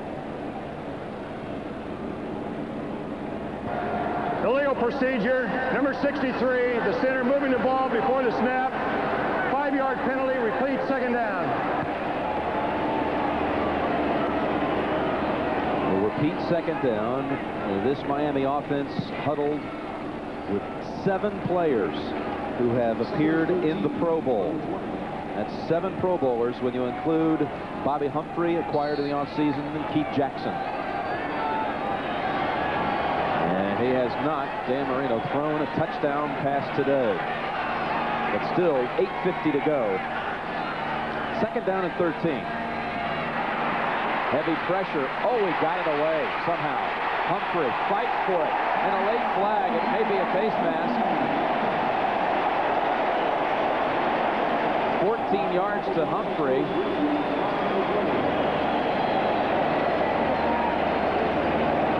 And Solomon, the 2 Jessies, almost had Marino for a sack.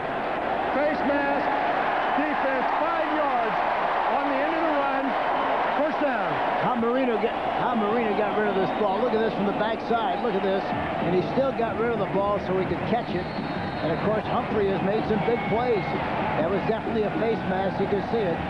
You see the view of the face. Look at this shot. Look at Marino getting rid of the ball like he got. That's amazing. Face mask call on 26, Louis Riddick. Riddick again with another penalty, this time on the face mask. Humphrey stays in the game, 1st and 10.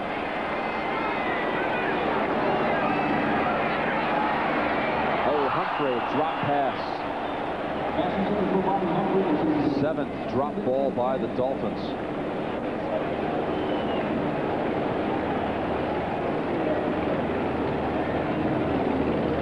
Don Shula, his team has not gone to the playoffs 5 of the last 6 years.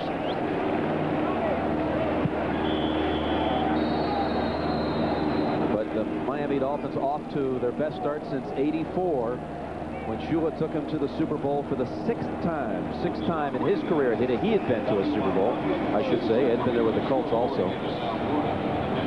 Mike Gann is down on the field.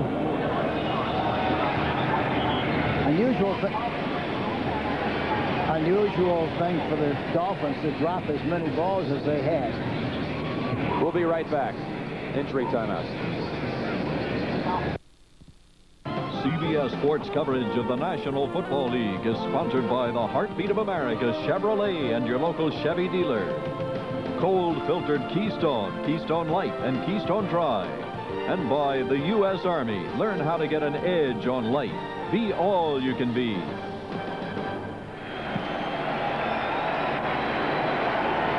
Second down and 10 for the Dolphins, trailing by 3. Trying to stay undefeated from their 38.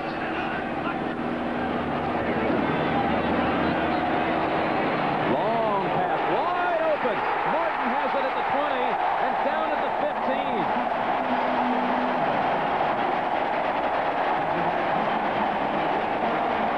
Tony Martin, 46 yards. Outside receiver, McKyer is out there, I think. Yeah. And it's a 3 deep zone. But of course, once you get into the guy's area, why, it becomes man for man, even though you call it a zone. Longest play from scrimmage in the game, 46 yards. And Martin is one of the faster guys on this football team, too. 7:20 to go in the game. Bobby Humphrey spinning for about 4. Good run. Mike Gann. And on that tackle, I guess he wasn't hurt for too long. Had an injury timeout just moments ago for Gann.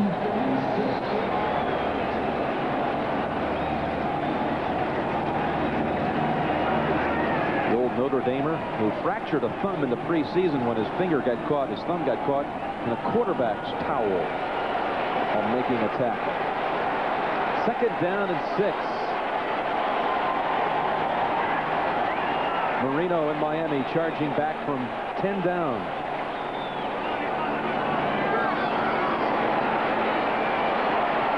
Clayton at the 5. Moved outside to buy some room, and he lost yardage. Caught it at the 5 and backs up to about the 9. Well, he had the first down, Hank, when he made the catch.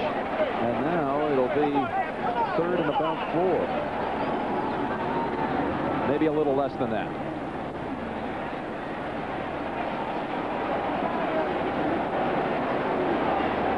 The 2 fourth-quarter comebacks this year. Cleveland and Seattle. And now looking for the 3rd of the year, the 21st in his career. Mike Gann has gone out. A little bruised on that last play and getting some work on the sideline right at about the 10-yard line on the far side. So that's twice Gann has gone down on this series.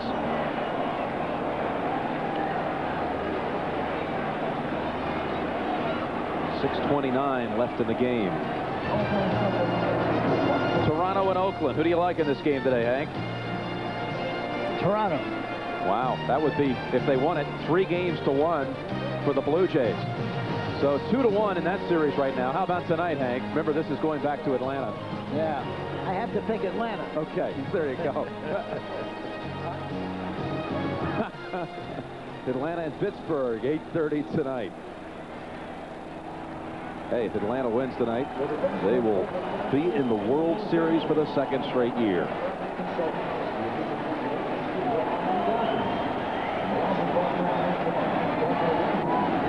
And Dion will be back for that game, too.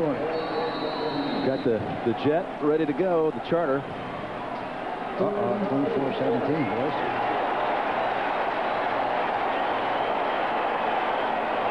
Third down. Big third down play. 3rd and 4. Ooh, look at that. Both outside areas. Wow. Quickly. There it is. Has the first down. And down to the 1-yard line, Mark Clayton.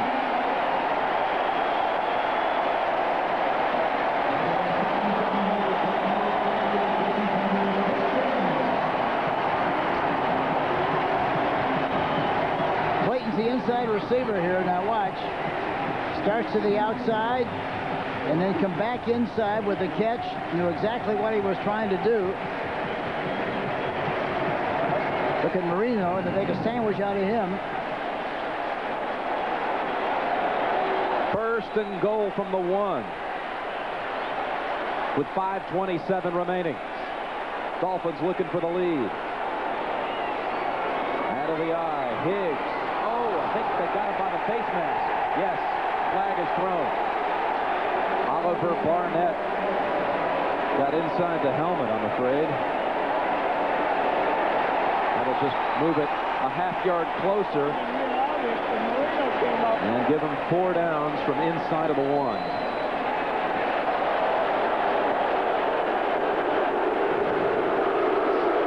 Personal foul. Face mask.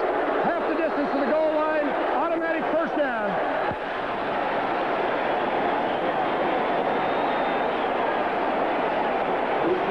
Right in the middle of the picture, there you see it. See the face mask grab right there, the old gum grabber. 1st and goal. There we get it right outside. Higgs bounces off to the right side and scores a touchdown. Hanky saw it about the same time you did. Mark Higgs with his 2nd touchdown of the day as he scoots outside, and the Dolphins have regained the lead. They had an advantage over there. They had a wingback on that side, and that was the place to run.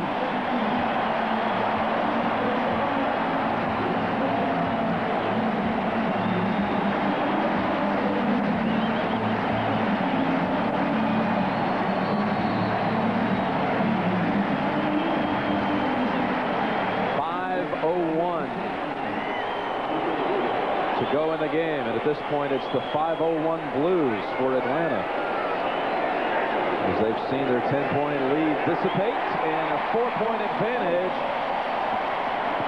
a 4-point lead for Miami, 21-17, but the red gun will be out there to take the lead right back. We'll find out in a minute.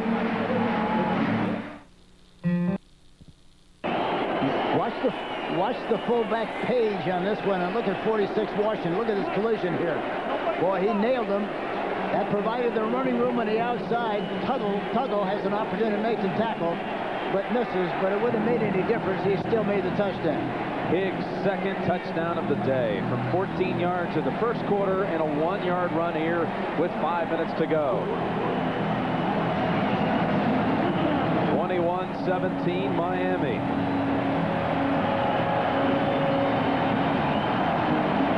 NFL's leading kick returner, averaging over 38 yards a run back.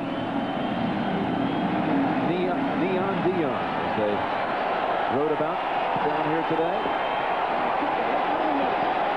He'll get a chance from the 2. Here comes Dion. Well defended by Don Shula's Dolphins. Only to the 21-yard line.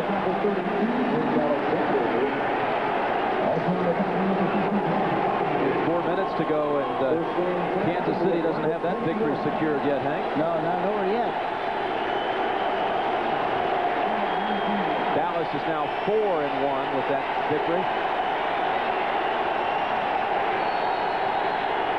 And the Niners back in front on New England.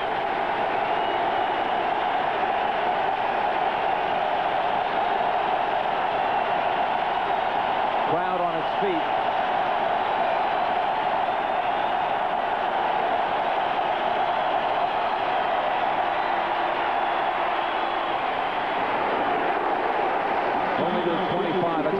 Atlanta's got to keep possession of the football because they can't plan on punting it away. They have only one timeout left in this game. They can only stop it once. There's 2 timeouts burned in the third quarter. Yeah, and plus the fact that they give the ball back to the Dolphins. The Dolphins have done a good job of moving the ball.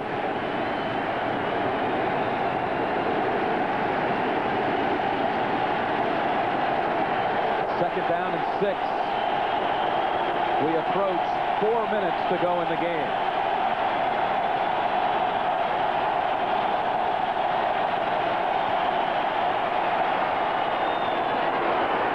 Good catch, but short at the first. Drew Hill. Alexander did a good job of finishing off that play. You know, the thing that the Falcon receivers have done extremely well here this afternoon, usually do a good job of, is maintaining possession of the ball once they make a catch. They're trying to strip that ball loose, and they really got a grip on it.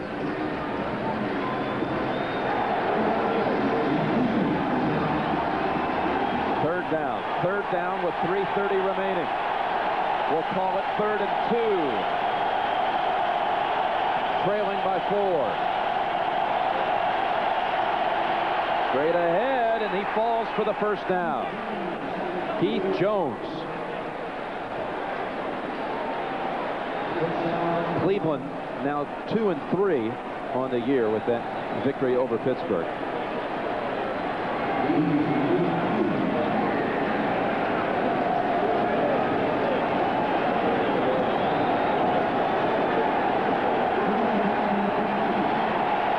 Under 3 minutes, 2:55 and counting. First down, Atlanta.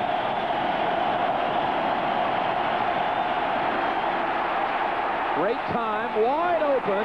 Hill at the 50 and written down by Oliver at the 47. Atlanta's going to make a run at it in the game's final 2 minutes. That was 21 yards on that play. 6 defensive back in a zone defense that time.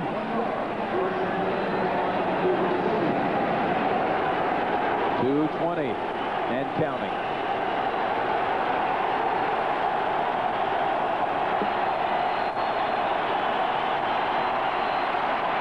Pritchard, another first down for Atlanta as they zero in on that goal line. They need the touchdown here, trailing by 4. And that'll bring us to the 2-minute warning, Hank. 2 minutes to go at Joe Robbie Stadium. Miami leading 21-17. Back from 10 down. Trying to stay unbeaten. But Atlanta's driving right back with 2 minutes to go. 1 timeout for Jerry Glanville. His team has it 1st and 10 at the Miami 37. Jim Nance along with Hank Stram. And Hank, talk some strategy here for me for the Falcons. What will they do? Well, it's very obvious. You know, they're just going to try to get down there and move along and get a chance to get one into the end zone on a pass, hopefully with man-for-man coverage. I don't know whether they'll get that or not.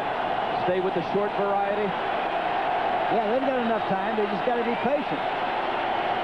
Miller is 4 for 4 on this drive. Always going long, Hank. At the 10, no, Risen had his man beat. J.B. Brown was defending, and Risen thinks he was held. He wanted a call. Let's see if he was held on the play. Man for man, look at this bump and run. He goes inside, then back outside. Yeah, he grabbed him. Look at him, grabbed his shirt.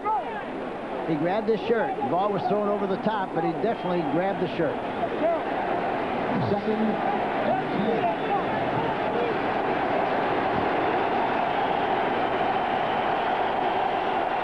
Second down and 10.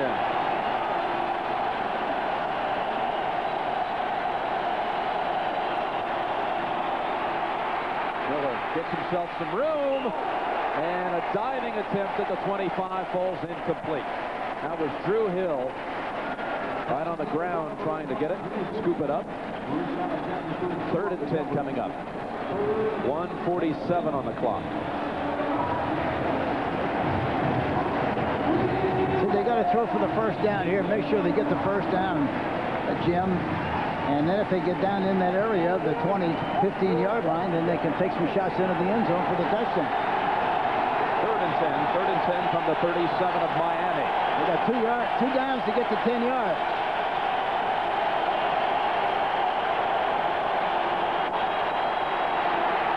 Wide open. Hill inside the 20 and down at the 15. There you go. 21 yards. 7 defensive backs on that last play. 3 deep zone. That's 2 pass plays to Drew Hill, each of 21 yards on this drive. From the 15 with 1:20 remaining. Clock running. Miller looks right now left, throws on the run, back of the end zone. Risen made the catch, but he was out. He was out of the back of the end zone. Even though that ball was out, Jim, that's still a remarkable catch. I don't know how he does it. Look at this. Look how high he jumps for that ball. He had a brilliant catch for a touchdown in the 3rd quarter in the corner of the end zone. His 6th touchdown in the last 3 games. You have to think he's the guy they would go to right now. 2nd and 10 with 1:14 remaining.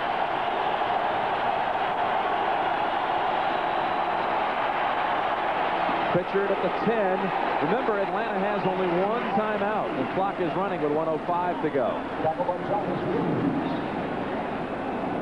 Must watch out in this hurry-up mode that you don't burn it down, because it is 3rd down. 3rd and 7. Miller has the room to run for it, goes across the body, and Hill fell down.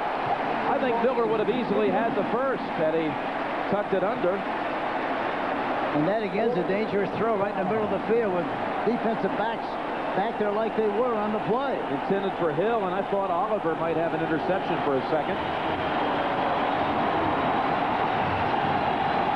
He's got a big hole on the left side. Now look at all the room he's got. He might have been able to run it in even. Hank, Atlanta calls timeout.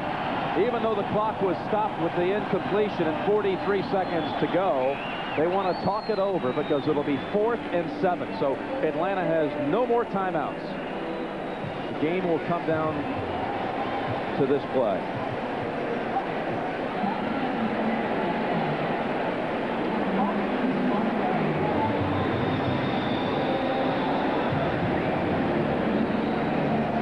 And this season, Atlanta on 4th down tries, Hank, is only 1 out of 5.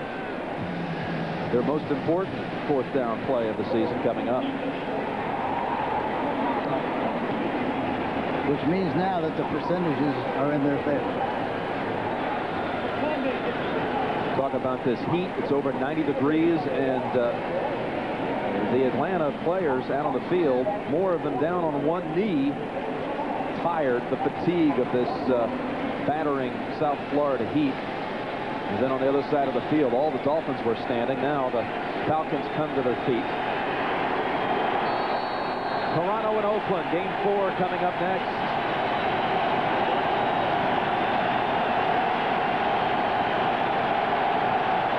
They must get to the 5-yard line for the first. 4th and 7. Now he has the room for it, throws it, and Jones can't hold on.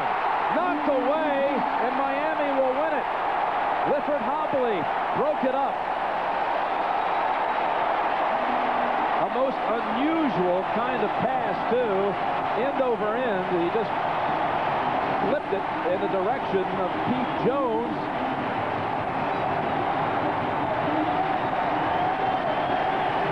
There may have been some running room on that side again.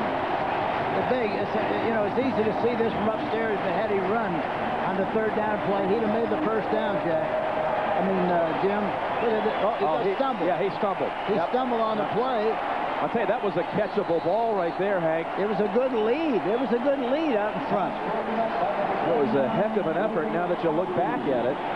I think he tripped over Houston Hoover, did Miller, and then he threw it right where he had to for Jones, who may have been thrown off by the fact that the football came to him end over end. And there's the snap to make it official. Miami is 5-0 for the third time in franchise history. The other two times, the Dolphins marched right to the Super Bowl, 1972 and 1984. And now in 1992, Dan Marino and the Dolphins are on track. They are 5-0. And they may be the only unbeaten team in the league as Kansas City leads unbeaten Philadelphia by 7 with 3 minutes left in that game at Kansas City. Don Shua, victory number 311 as he moves in on George Halas. 10-point comeback.